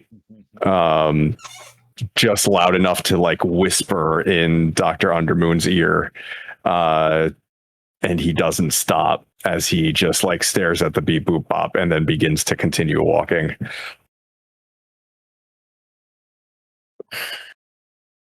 Genuinely, he's just going to file it and add it to the list of concerns he has about what's going on. I mean, at this point, with everything else going on, Dr. Daring is just even less intelligible than he usually is. Yeah, I mean, you know, he's the least of my worries. For now. Yep. Yeah. Until he turns on me. All right. Well, before that rather unfortunate, but I will say rather ingenious attempt at second portal clue attempt, we were traveling. Yes. Tal, I believe it was. Yeah, I'm doing it. It's me. Yep, absolutely. How would you like to make your way further down? So I think it's going to be with extreme caution. Because he's very concerned that we've encountered kind of hostile creatures. So I think I'm going to go with think and evade, and particularly with the evade, obscuring. So for the actual travel option, the required roll is dash plus a skill of your choosing. So you have to use dash. Okay. Yeah. Fine. Dash and think then. All right. What have I got to beat? We have I could just do with some luck. a 2 of diamonds. There's some luck for you. Yep. And a jack of clubs. That's a difficult one. Okay, so I've got a D8 and a D4. Yeah, let's go with the D4 first. Okay, a 3. Promising. Come on, D8, don't let me down. Wow. That's an 8 on the D8 again. Whoop, whoop. D8's my friend. Apparently. Well, that hits the 11 you needed to beat the jack. So you can claim both of those cards. Yes. Excellent. Excellent. Okay, it only gives me 6 cards, but yeah. I was looking forward to piling on additional stress here. Yeah. Yep. But once again, this will be the best outcomes. We're actually going to skip a part of this because we are short on time. Instead of a noticeable, a big moment on your travels. We chose to stay and look a little more thoroughly in a different way here in this last sector.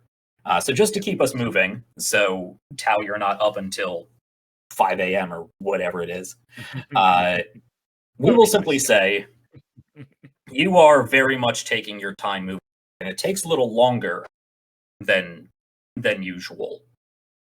But you don't come across really anything of note. Well, you come across things of note, but you were able to move around them.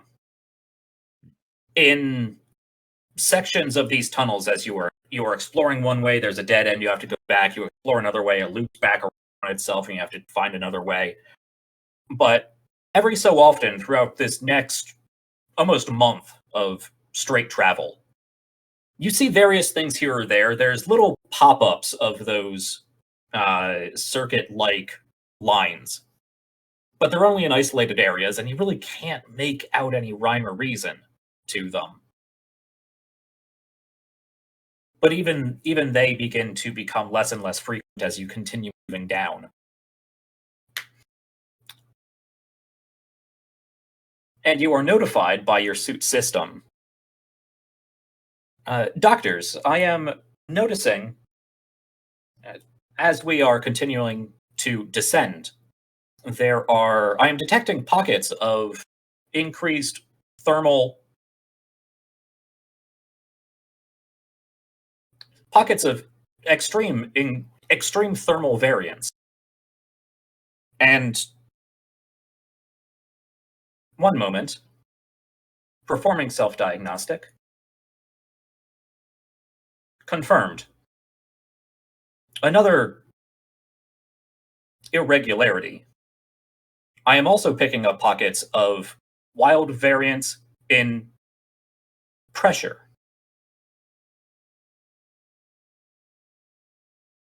Air pressure.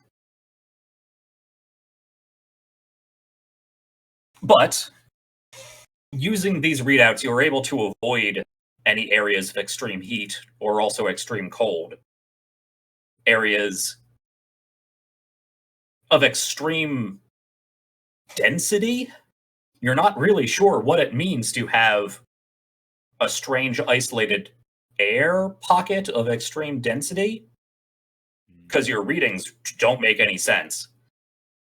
But you know something weird's going over there, so let's not mess with it. Absolutely. The strangeness only continues, unfortunately, Dr. Undermoon. But with your careful thinking and methodical pace, you were able to guide the group of you down to the next leg of your expedition. Each of you can clear 2 stress. Yay! Does that get rid of my -2? Yes, it does. You are down to only a -1 now. Oh, at 3, I'm at a -1? Okay. Yeah, that is still Thrumming Whispers. Gotcha. Yeah. And Tal, you were at 3, so you go down to 1. Yes. All right, that puts the eye at a total of 3 stress, correct? Yep. All right. Just updating our play here. And 1 stress for Dr. Undermoon. Despite the strange phenomenon, Yeah, you are able to relax a bit. Yeah, I guess he's trying to reassert his scientific, I guess, background and trying to explain to himself how some of these phenomena might occur. And whilst it's not perfect, he's starting to get a working theory. Mm-hmm. Likewise, you can reset all your skills to their base maximum. Better.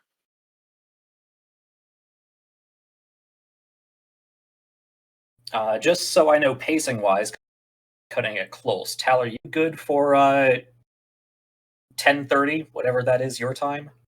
Yes, yeah, that'll be fine. Yeah. All right. I will try to move us through.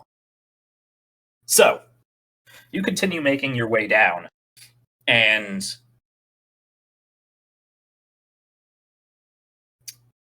the journey becomes more difficult. You have to move slower as you've been. You have to be more methodical and more analytical. Really pay attention to your instrument, because you notice those pockets of extreme temperature variance and extreme density variance become more and more frequent as you move forward. And eventually you get to a point where you have double backed on your journey, and there really only seems one way forward. And that way forward is littered with these variants. You have to move very slow. You have to keep a very close eye on your, because you are probably moving within a meter or two of these pockets. And it's strange because it's normal air, and then it's thousands of degrees, or near absolute zero, or it's normal air, and then your system is reading that air as lead, or some extremely dense material, but it's air. There's nothing there. You push past.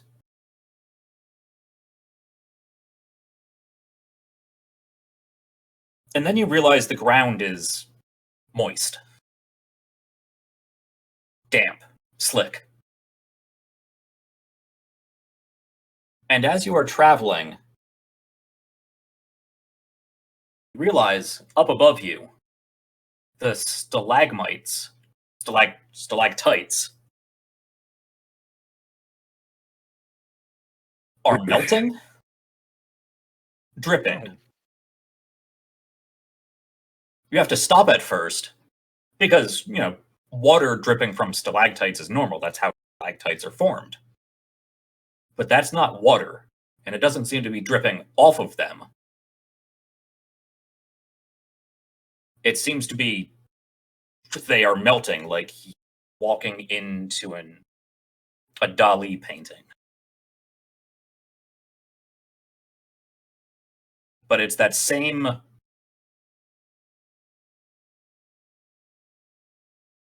clear, almost very slightly whitish blue, sparkly liquid that your suit determined was some sort of liquid crystal that you previously found on that piece of meat you tried to feed to whatever that furry optic cabling creature was. Yeah.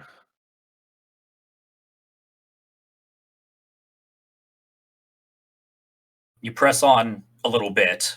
You can stop and analyze it. You determine what it is. It's more of that liquid crystal. You can collect samples of it. I presume you do, Dr. Undermoon.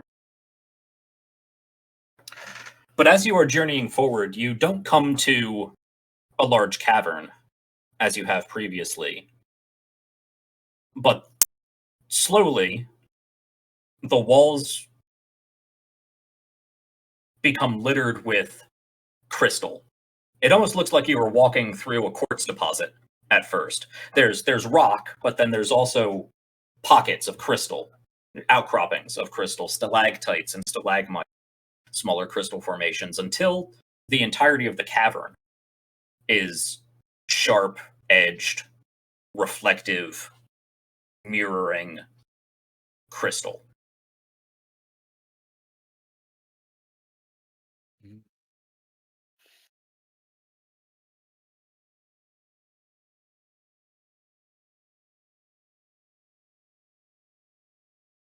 And is it blocking our way, or can we? You can continue going down. Yeah. Right now, there's nothing blocking you. I'm just simply pointing out a very noticeable change in your surroundings. Right. Okay.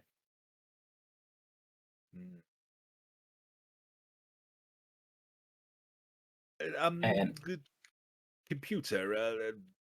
Obviously, we have some changes around here. Can you just be constantly scanning for those life forms we saw earlier on? I'm assuming you have them stored in your databanks now. I'd like an advance warning if something like that is going to jump out on me, please. If I see one of those creatures again, Doctor, certainly I will notify you. However, you will likely see the moment I do. As I have pointed out before, I do not possess any sort of science fiction like life science detector.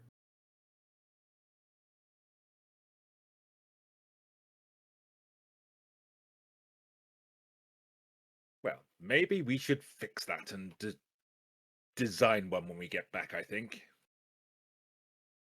That would certainly be an interesting field of study. Just keep an eye out is all I'm saying. Of course, Doctor. My sensors are always operating at optimal.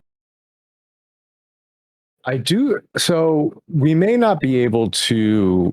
We don't have the tech for like bio recognition software of any sort, but I think we kind of have something akin to what they have in terms of movement. Yeah. Thing like they do in Alien. So that might be something we could do. Penetrating through rock. I mean, we have ground penetrating radar. That though I think that's usually dirt as opposed to rock. Stone, yeah. Crystal. Crystal make things very difficult because it's extremely dense lattice.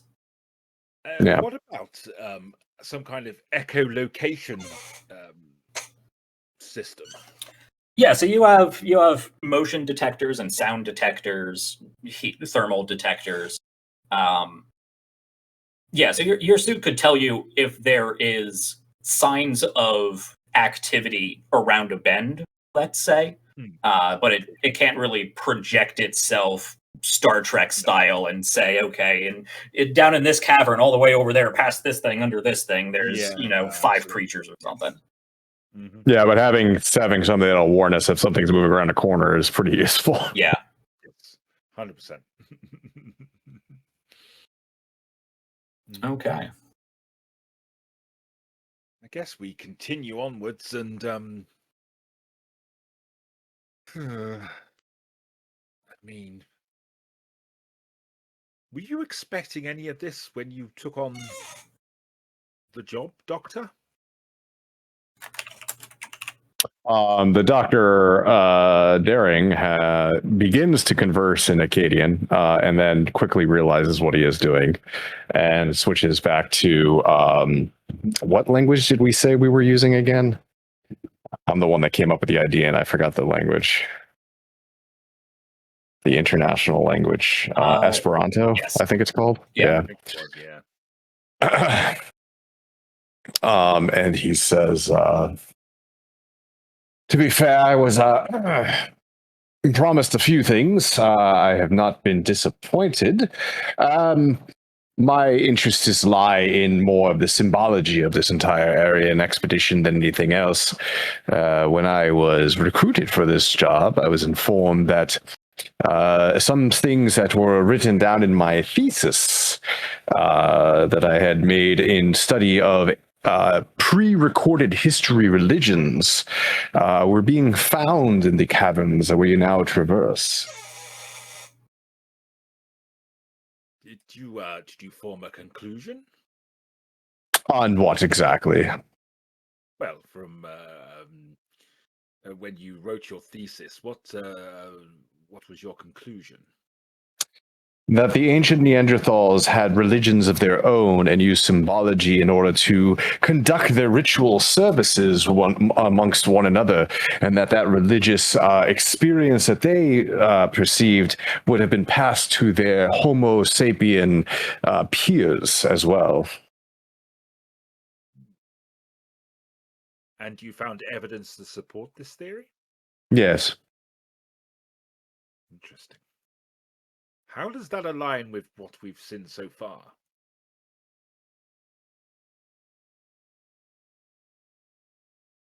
Well, I haven't found we haven't, as far as I know, haven't found the symbology that I particularly am interested in. However, the ties between the ancient architecture that we have already seen would indicate something akin to the same thing, that this ancient cavernous expanse that we find ourselves in has ties to all the ancient civilizations that you and I both know of.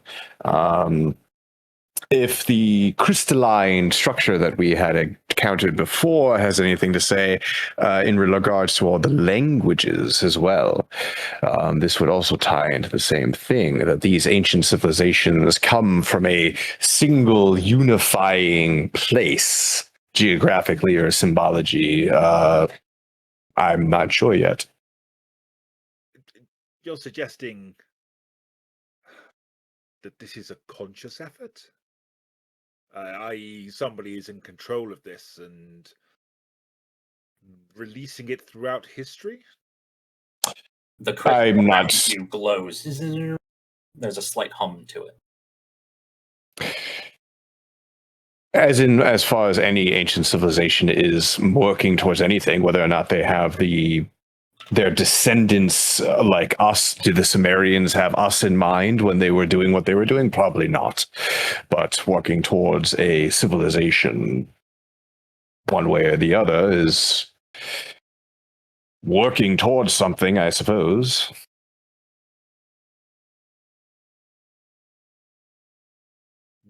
Fascinating. Really is fascinating. I don't think we should tarry here too long, but I assume you're doing a walk and talk. Yes. I appreciate your thoughts on the subject, Doctor. It's illuminating. Ding, ding, ding. 3 sections of crystal illuminate with a slight harmonic to them.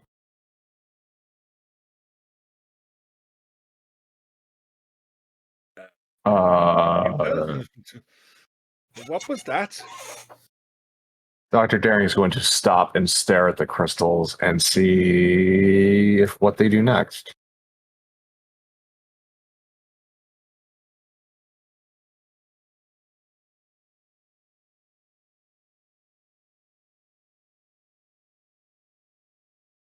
They're crystals.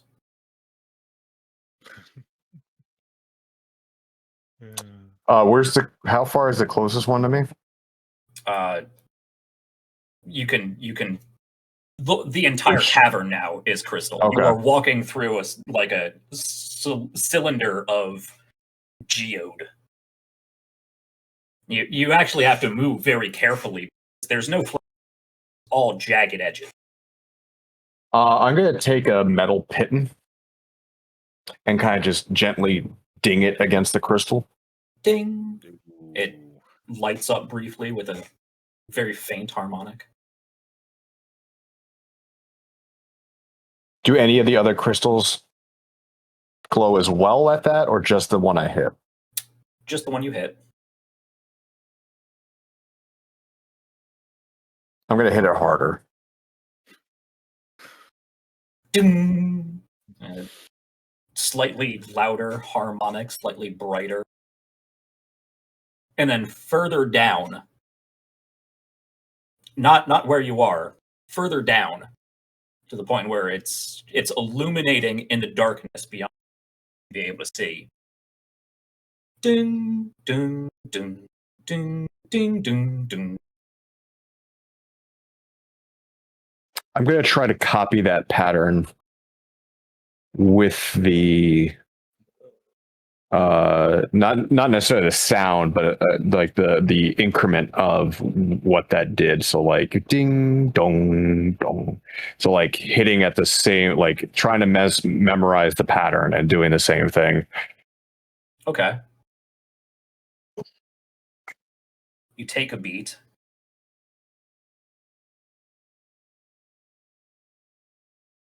Doctors, I am picking up a I am. How would this? What do you call it? I am picking up subharmonic sounds. Likely dissipation of a fully harmonic sound from much further in the cavern. Does it conform to any known composition that we have on our databanks?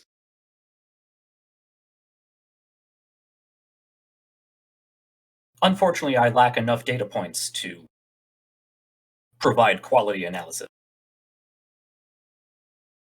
I thought that what we saw earlier on were an amalgamation of points in development, culture, and history. What if the same could be said for other things? Rather than architecture, we now come across music or technology.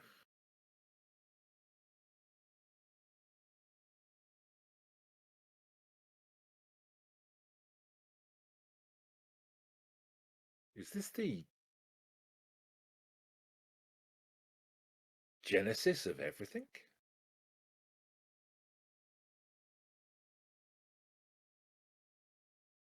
At that point, he's kind of like wide eyes, just kind of like just this simple thought that actually everything that's ever existed or ever might exist is somehow here in some way, shape, or form. It's causing him a great degree of anxiety.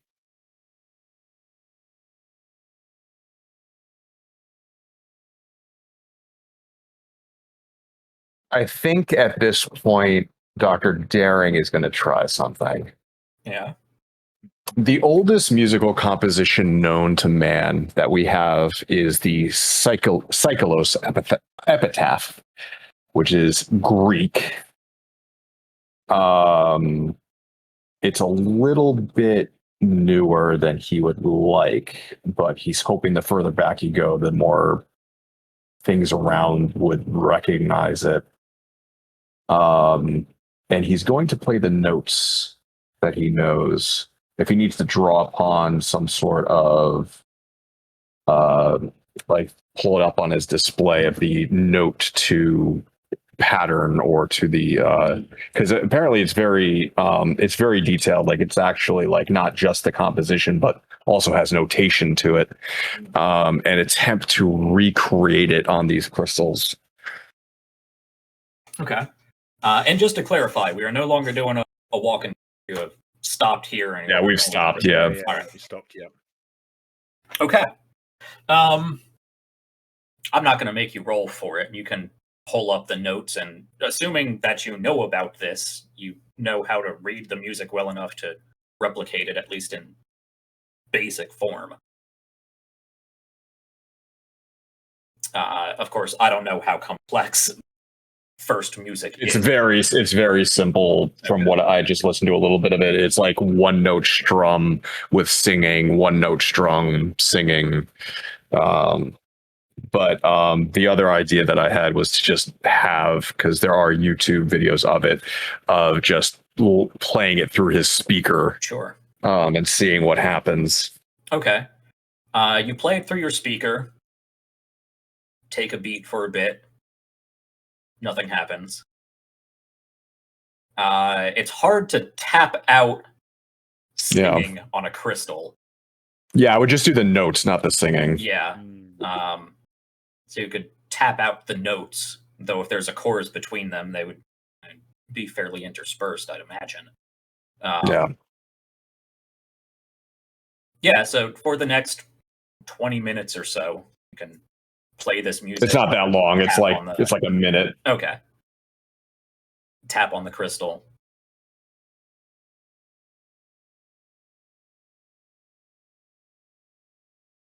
There's a beat, more than a beat. You're just about to shrug and either give up or move on to the next idea, when there is ding.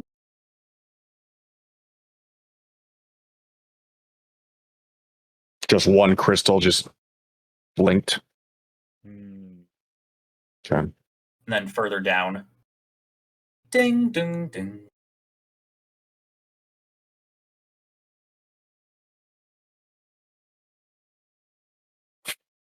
Okay.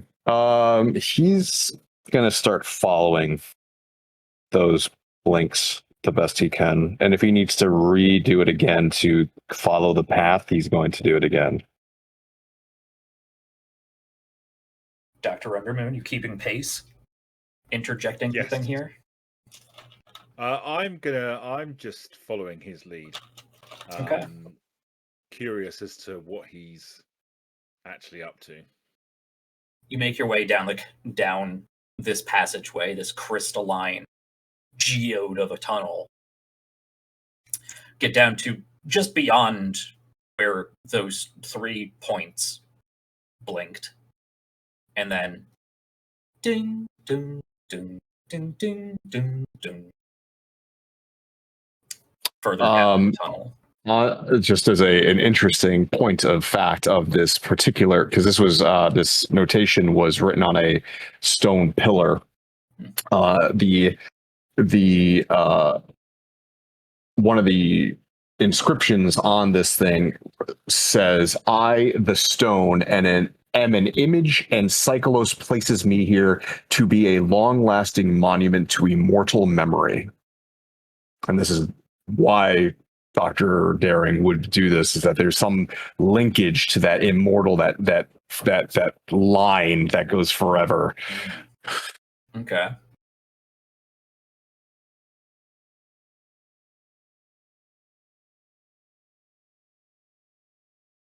Do you continue to try to play this, or are you simply traveling down this geode tunnel? Unless, I think he would try a couple of times, like playing it like here and there, but if there's been no like distinct change of the response, he's going to stop and just start walking. Okay. You stop at that further on point where it just blinked a whole bunch of times and play it. Play it again, just to see what happens. Further down in the tunnel once more. Ding, ding, ding, ding, ding, ding, ding, ding, ding, ding, ding, ding, ding.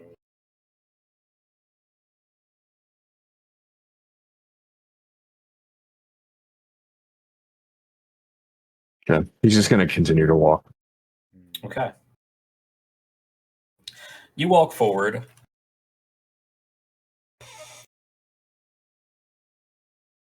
It continues to flash and harmonic in ever-increasing numbers as you continue down.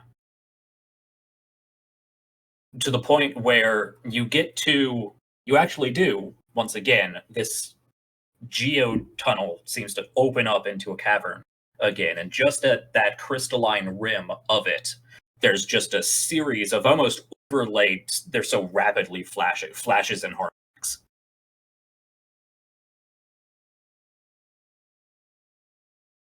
I will also remind you, you can call for rolls at any time, poke and prod things as you will, and have execute systems, such as deploying sensors or radioing back to observatory. Not that you have to, just reminding you that it's there. Yeah, I've used enough cards for now. Sure, Mr. I lost 4 on my... Listen, I used 4 and failed on the last one. I need a break. Yeah. I guess the question is there a recognizable pattern to these lights going on and off and these noises? So I guess that would be what I would kind of look at and try and see if I can think of anything that it might relate to from any of my studies, whether that's in learning or in social situations. Can I decipher a pattern and glean some understanding? So that sounds like a study roll. I'm going to say you're not yet at a point in the scene that you can use it to make a portal clue check. No. But you can use study just as think plus something to try to suss out what might be going on. Okay. I am going to try. Are we allowed to look at the discard pile, by the way?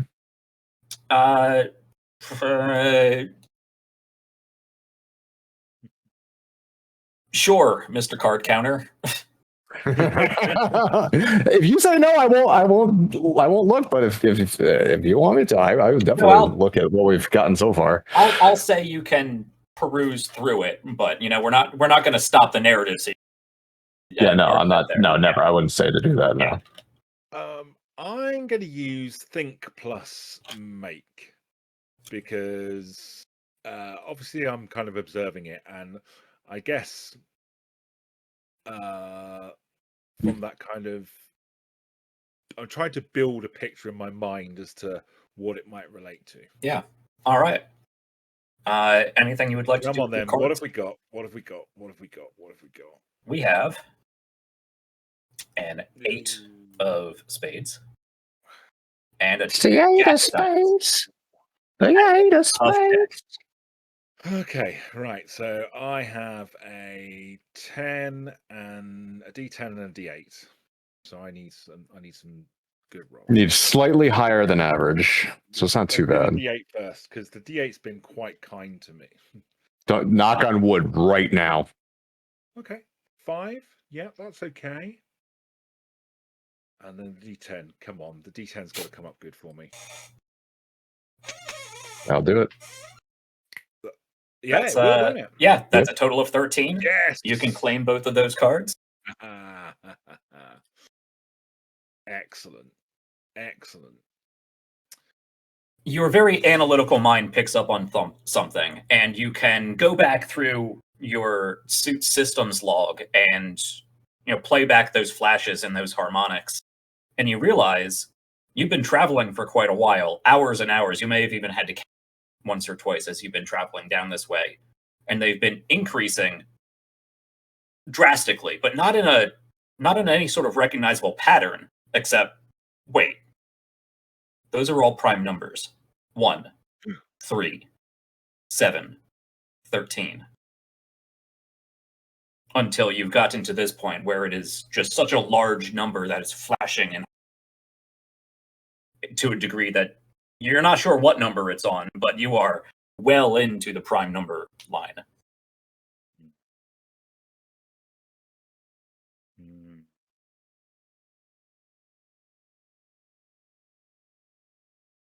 Okay.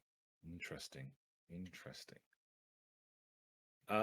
And with that, I would, if I can, I'd like to trade in my 8 cards, please. Oh, all right. You're doing a systems upgrade. Yeah, absolutely. Okay. Discard 8 cards. Clear all stress. Well, from one you had to not. You gain one additional stress. Caution into the wind. Yeah. You gain 1 additional stress capacity, which means I will have to redo our overlay. Sorry. Make note of that, yes. And I will confront the rules. Yeah, I mean it says right there, increased. I'll figure it out. You can reset all of your skills. So those dice you just rolled increment back up. Yep. And you can increase the max die of any one of your skills. Marvelous. Okay, so I'm kind of thinking that I'm going to increase my dash from a D4 to a D6. Okay. Awesome. Yeah, I think that was worth it. All right. I will make the appropriate changes to our play for next week. Marvelous.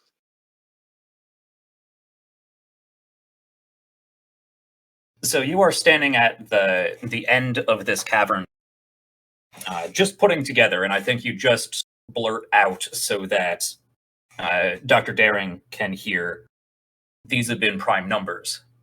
And I'll leave you to mull that around and see if you can piece anything together. But you are at the lip of this crystalline geode, or, well, no, you are going from a line to the geode. Another large cavern. Not nearly as large as the last one. But this one, if you're familiar with I forget where in the world they are, though they're probably in multiple multiple places. Those natural salt hot springs that are kind of tiered. You see something like that. It's still crystal all over the place. Clear crystal, reflective crystal. There's prisms of the entire light spectrum bouncing around all over the place. You are walking through a kaleidoscope right now, and it's giving you guys a headache. But you see crystals of all colors and sizes. Some are massive, jutting down from the ceiling of this cavern, multiple stories, any which way. But there are also these terraced pools.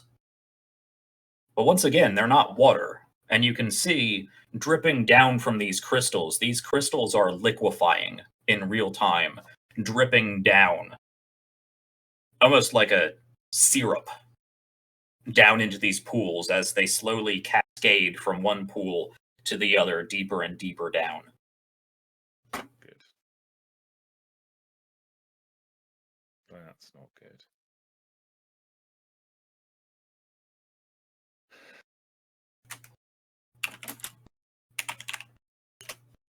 I think Daring's gonna try to will our suits protect us from any adverse effects from wading through these salt springs?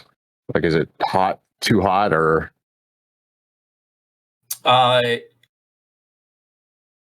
your suit will the readout will say that within those pools and the crystals, the dripping crystal from which they're made are rapidly fluctuating between thousands and thousands of degrees to minus hundreds of degrees Celsius. Your suit can withstand very high and very low temperatures up to a point, but those pools aren't maintaining a static temperature. In pockets, this basketball-sized glop of liquefied crystal is 1,500 degrees. This one over here is 30 Celsius. That entire pool it should be evaporating. It's not. and are each pool fluctuating as well, or is it just fluctuating between pools? Like, this pool is this temperature, this pool is that temperature? No, there's bits and there's points in each pool. It just all seems very erratic. You can even try to analyze that. You don't discern any recognizable pattern. It doesn't seem to be linked to the prime numbers of the lights and harmonics. There just seems to be some sort of extreme but random shifting in temperature and pressure. The massive geode, is it ground level or is it up above? You're inside of it. Oh, okay. I'm sorry. Once again, the walls are entirely crystalline, but you're going in, 5 to 10 meters in diameter to a cavern. However, you are now inside the geode. Right. Is there anything interesting about the center of this geode? Like, if I were to let my suit, is there any dimensions that would put to a center of this place? Well, you can ask your colleague here to perform anything. Discuss your plan, because you're limited to the sensors on your suit, because your Beep-Boop-Bop is cracked stone hundreds of kilometers back that way. Yeah. Mm-hmm. Yeah, I think I'd ask Dr. Undermoon to try to figure out the locus point in the center of this geode. Yep, absolutely. Okay. I can do that. This simply takes time. You can have your Beep-Boop-Bop fly out and analyze the wall structures. It's the depth of the crystal is hard to probe, so you can't really be sure whether at the base of all these crystals, whether this is a perfect or not, but because of the sizes and density of the crystal, it's not a perfect circle.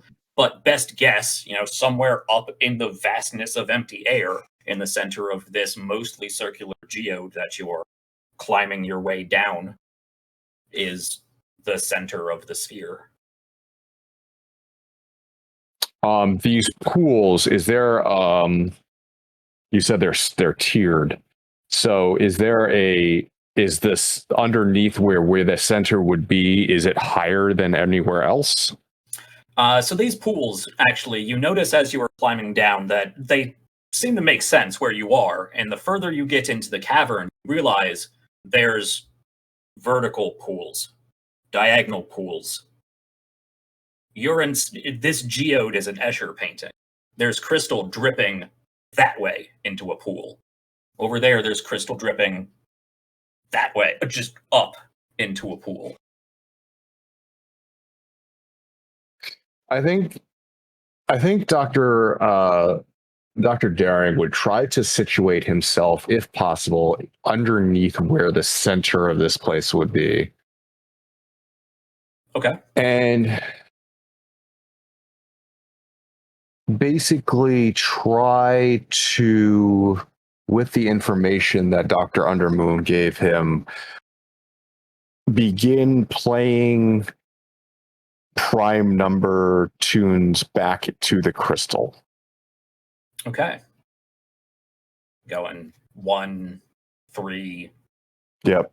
Actually, 5 is there. There should have been 5 in that sequence. Just my mistake.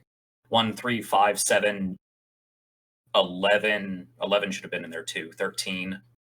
I really screwed that up. It may have been why you didn't pick up on it, but I don't think you were. 1, 3, 5, 7, 11, 13, 17, 23, 31, 37, 41, 43, 47, 53. Yep. You were smart and pulled it up. I'm just trying to Yes. pattern it out myself. Okay, you do that up several iterations, and then the cavern blinks back at you. Ding, ding, ding, ding, ding, ding, ding, ding, ding. 7, 13. Yada, yada. Matches what you had, and then 3 increments more. Which is hard for you to determine because they're flashing and making sound so rapidly, but your suit will tell you it's 3 increments.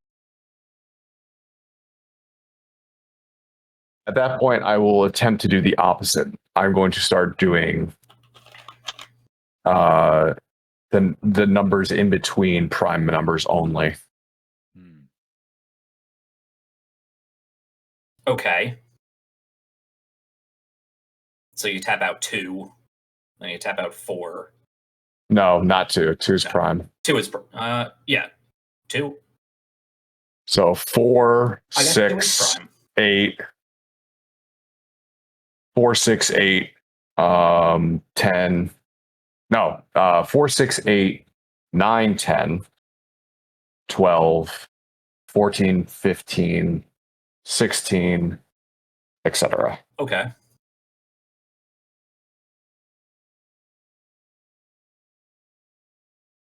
Okay. You get that sequence back, and then the next 3 numbers in the sequence. So I get the non-prime numbers back. Yeah. So that would be what? 4. You said 4, 6. Ding, ding, ding, ding. Ding, Yep. ding, ding, ding, ding, ding, ding. I think I screwed that up, but you get those numbers and flashes and back at you. Okay. Plus the next 3. And then you get a rapidly increasing series of flashes and noise. And it takes you a minute, but working between the two of you and your AI, that is an exponential increase. Does it stop? Yeah, it does eventually stop, yeah. But it is clearly a, what is that, logarithmic function? I was Yeah. never very good at math. I don't know why I chose to. Well, as in a lot of other media, I am going to attempt. This is the last thing I'm going to attempt. The Fibonacci sequence. Oh, nice. Okay. So that's 0. Well, okay, I don't know how I would bring out 0, but 1, 1, 2, 3, 5, 18, 13, 21. Okay. I assume it continues. Yeah, it does. It goes to 34, 55, 89, 144. Yeah, you will get that back plus 3 sequences. I will say at this point, plus 5 sequences. Okay, so it continues even after I stop. Yeah. But on the same number sequence. Gotcha. In fact, as you are pinging this out, once you get to a high enough number, it will actually flash with you. And then you stop, and it continues the next 5 sequences.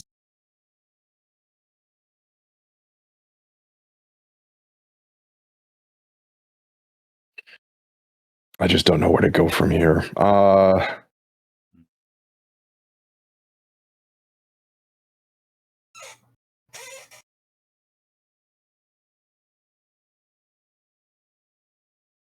Yeah, I just don't know what to do from that point.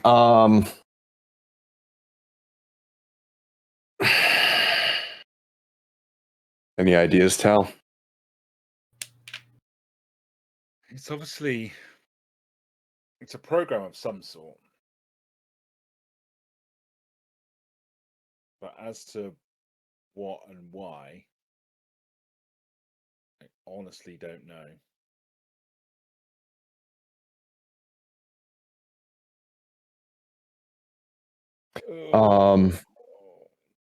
The only other number sequence I can really think of, and I'm sure there's billions of them, but like pi, right?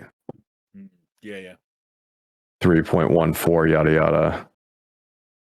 And see if it responds to that. I'm just gonna do. You know what I'll do? I'll do. What's after 4? Is it 7? No, it's 1. So what I'll do is I'll do 3, 1, 4, 1, and see if it continues with 5 and then 9. It does. Okay. So it understands sequences. And actually, as it does that, it does 5, and then it does 9. But instead of it being in seemingly random places, it is in the circle of the cavern. So it goes from chaotic to organized on 9. 5 and 9. 5 and 9.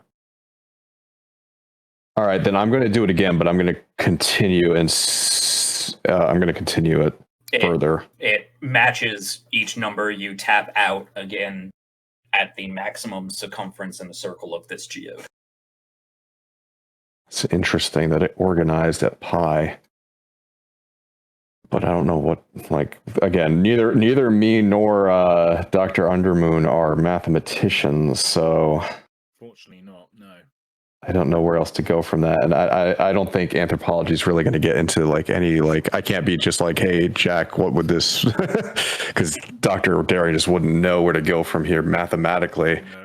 No. I mean, once again, sensor deployment, I ask you a question and your answer is canon, or radio back, you ask a question and I will just give you an answer if you are completely stuck. Sure. Or you could try to find a way to utilize your various actions.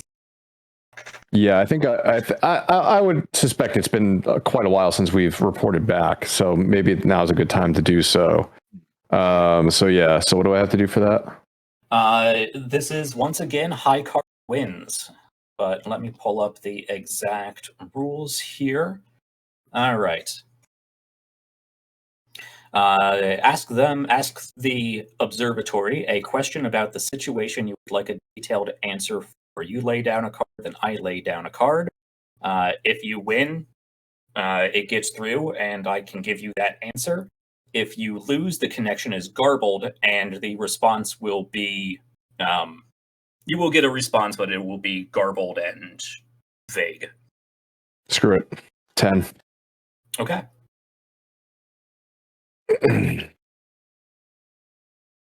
High card wins. That's your 10 versus my 6. Go ahead, ask me a question.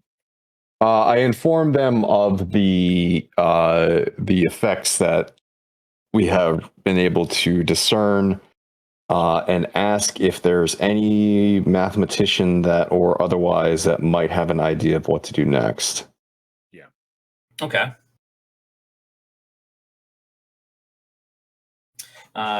Over a lot of static that you have to particularly tune. You're real far down, and we're probably using something far more sophisticated than video at this point. But you get back you will hear the entire response, but you're at a depth that makes it difficult. Yes, Dr. Daring, we've consulted with the personnel up here. It seems that these sequences are all, well, we believe that it could be indicative of some intelligence.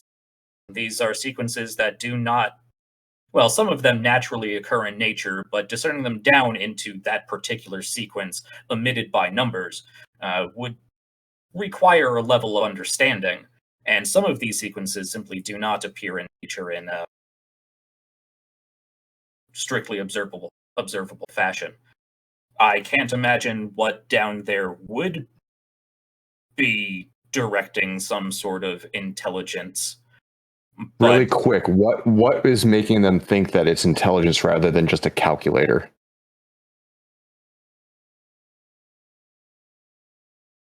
I mean, it could be an AI. A calculator would not be able to repeat and then extend, and then also. So at first, it repeated once you picked up what it was doing. Then it extended those sequences. Then it matched you when you were making brand new sequences that it hadn't heard before, and then extended those sequences. So it's far more than just a calculator, but it could be, again, an intelligence may not denote organic life. Your suits are capable of a degree of artificial intelligence. Based on the matching and extension of the patterns, if it is a program of such, it's a very sophisticated one capable of learning in real time and responding. Perhaps this is a form of communication, or a sign that communication is possible. Artificial intelligence. In a different form. I think at that point,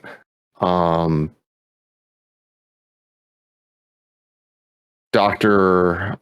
Daring would ask the AI to basically translate in binary. Do you understand me? Okay. And I assume you sort of play that out. In like a tone. Style. Yeah. Yes. Yeah. Exactly. I have become the Omnissiah. Yes. Yes. Almost immediately, you get back in binary and harmonic. Yes. Okay then. That's okay.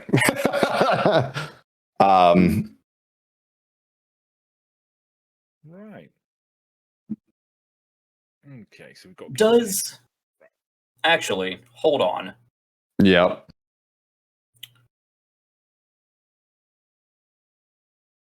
Binary just associates ones and letters of the alphabet.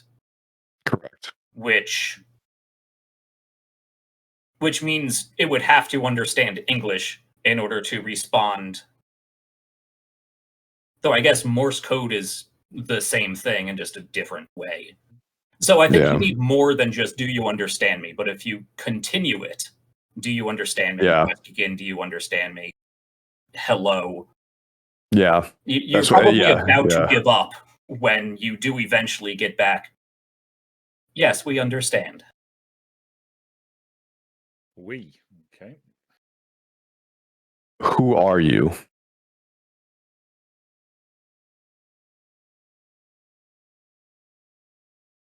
We are here.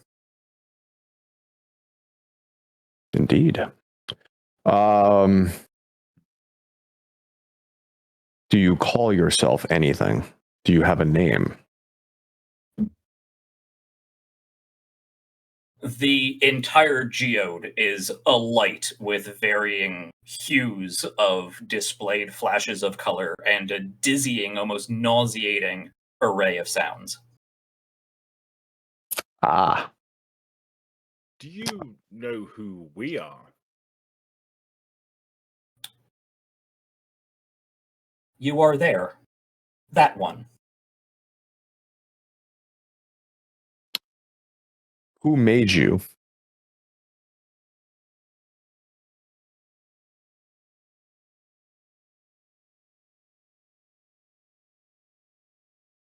Interesting. Clarify. Were you created or are you a natural phenomenon?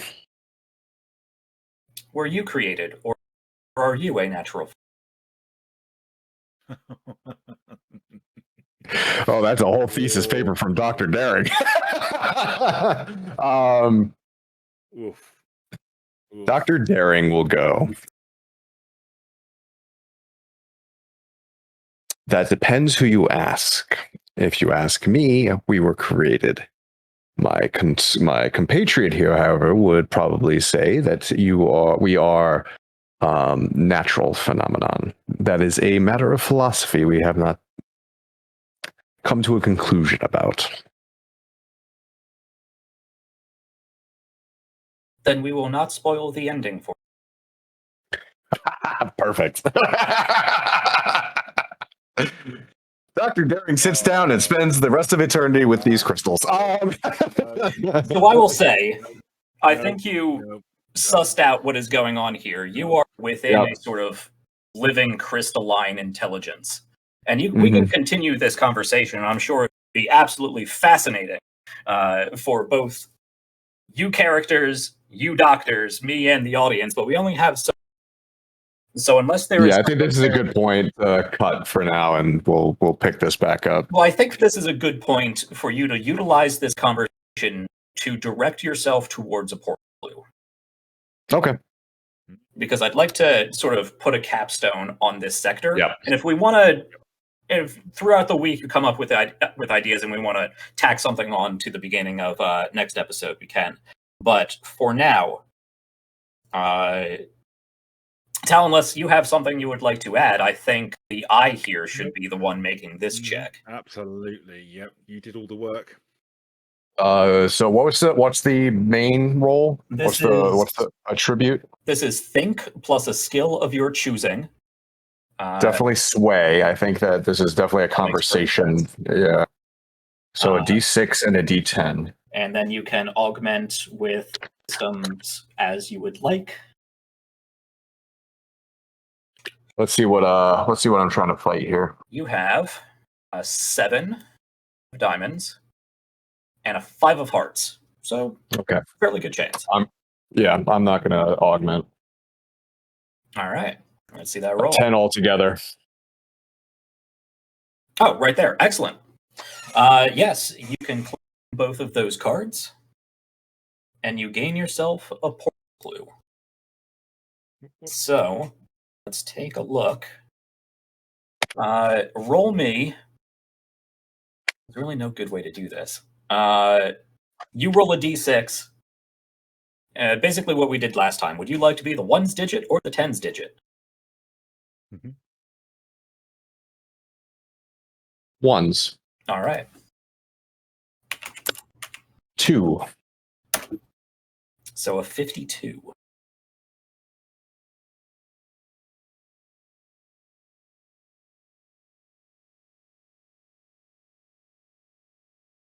Interesting. Okay. I'm going to augment that in a way. I imagine this conversation goes on for quite some time. Oh, yeah. A very long time. Yes. Dr. Undermoon, you may be here a week or more with Dr. Daring having a conversation with the Earth. But throughout this, it oscillates between philosophy of different kinds. It will discuss pretty much any topic you want to bring up. And it seems just as interested in learning how much you know about the topic as you are in trying to understand what it is all about. And you do often get to a point in that conversation where this, whatever it is, will simply say, much as it did before, I won't spoil the end for you. You have yet to figure that out, or you are still on your journey, or something like that. But as this conversation continues, I'm not sure which of you, Dr. Daring, the crystals, or Dr. Undermoon, would eventually say, okay, enough, we're done. Definitely not Dr. Daring. Right.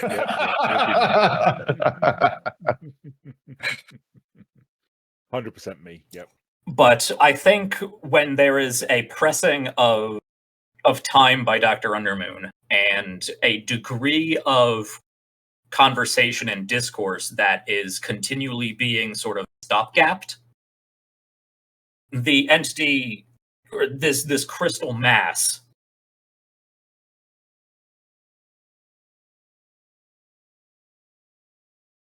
it has been an enjoyable time conversing with you. It has been, I believe you would say, a great deal of time since we've had such conversation from without. We must direct our attentions elsewhere, and I believe, judging by your companion, that you have elsewhere to go on your journey as well. However, as a token of appreciation and perhaps assistance in your journey, and immediately, in an alarming speed, directly in front of you, a spike of crystal shoots out of the ground and then chips away at the base until you are presented with something like yay big of a very clear quartz-like crystal. Quartz-like crystal. There is just the faintest of cloudiness, but it's not just the cloudiness you would get in a crystal. It has, well, strangely enough, that same bright, I don't want to say bright, but very light blue glow sort of in the center of this crystal. Does it remind us of the same crystal the skeleton was in? Now that you think about it, vaguely, yeah, that didn't have any, it wasn't emitting any sort of light, it didn't have any cloudiness to it, but it could be the same crystal. All right, then. Though none of these crystals are smooth like that one. These are all these are crystals, they're very geometric, they're very lattice, flats and points and edges, whereas the ball of crystal you saw before was almost certainly manufactured in some way. And didn't seem to possess the life that presumably this has. But that is your portal clue. It is a crystal that, with some prodding and direct questioning, can transfer information in some way. All right. So note that in your log, and I think next week we will pick up with trying to understand this portal and where we go from there. But we are well past time, so thank you anyone sticking around. I will try to reel back the narrative so that we can try to get 2 sectors in our normal 3 hours. But it is, I am finding this absolutely fascinating. We don't help with that. I am loving what you guys are doing. I am having a great time and loving where you're taking this. So we're going to wrap up here. We will leave our two doctors at the base of this geode as it completes its vibrant flashing of communication, and fade out to black, and then the computer screen once again, Substratum Protocol activated. So, guys, my friends, my doctors, lovely time tonight. I had a lot of fun. I hope you. Yeah. That was awesome. Tell us where we can find more of you and what you may be up to. Yeah, so you can find me under the Gamer's Rest. I am mostly concentrating on this in terms of building our little studio here, and we've got lots going on. So one of the things to watch out for, we are currently looking for people to join us on our next big project. So if you're interested in signing up for a live TTRPG set in the Lancer world, then do fill out the form. We'll put a link in the show notes so you can click on that as well. We would love to hear from you, and so you can join in the fun on one of our sessions. And of course, we appreciate every single one of you who enjoys what we do and likes and subscribes. But that is pretty much me. And I am the I. You will find me here, mostly only here. Sometimes I peruse through the various socials to watch your world burn. But besides that, I am the I, and find me if you wish. Just don't be too surprised about what happens afterwards. Ominous. All right, and potentially announcement of a potential announcement. We might be seeing more I content in the future. Indeed. And once again, hey folks, I'm Jack. Find my RPGs uncovered, but at this point, I'm pretty much dedicating my time and efforts here to Star Metal Productions because I just love the collaborative experience working with these two fine folks and others that we are slowly bringing in to the fold. So, like Tal said, if you are interested in joining us for a Lancer adventure, potential other series in the future, maybe some one shots, if you have ideas of stories you'd like to tell. We are always interested in hearing from other people who do this sort of things, whether you're a performer, whether you're a GM, whether you're a blogger, a game creator. Definitely feel free to reach out on the social medias, and these two will talk to you because I don't do social media. Eventually, you'll meet all of us, but we're always looking for new people to hang out with, and we love to diversify the group so we can hear stories told from as many different perspectives and as many different lived experiences as we get. So working towards that best as we can. Announcements going back here once again next week, same time, same place. We have that casting call document Tal said for the Lancer game coming up, so check out socials, and I will hopefully put that down in the description once this goes up on YouTube, so go check that out. We have the previous miniseries we did here on Star Metal Productions, Undead Cow Wolves, which was such a blast. Tal ran that one. I got to be a player. It was a phenomenal time. And I had a lot of fun putting that up on YouTube. Go check that out. And I think that's all we have coming up and what we've done so far. It's easy being a relatively new channel. You don't have all that much complicated stuff to have to worry about. Announcement. So thank you guys for hanging out with the VOD on Twitch or YouTube. Stay tuned for more, and tell folks about us if you like us. Spread the word. That's the best way to help out. So take care, folks. Roll your dice well and enjoy the consequences. And we'll see you next time. Night, folks. Bye.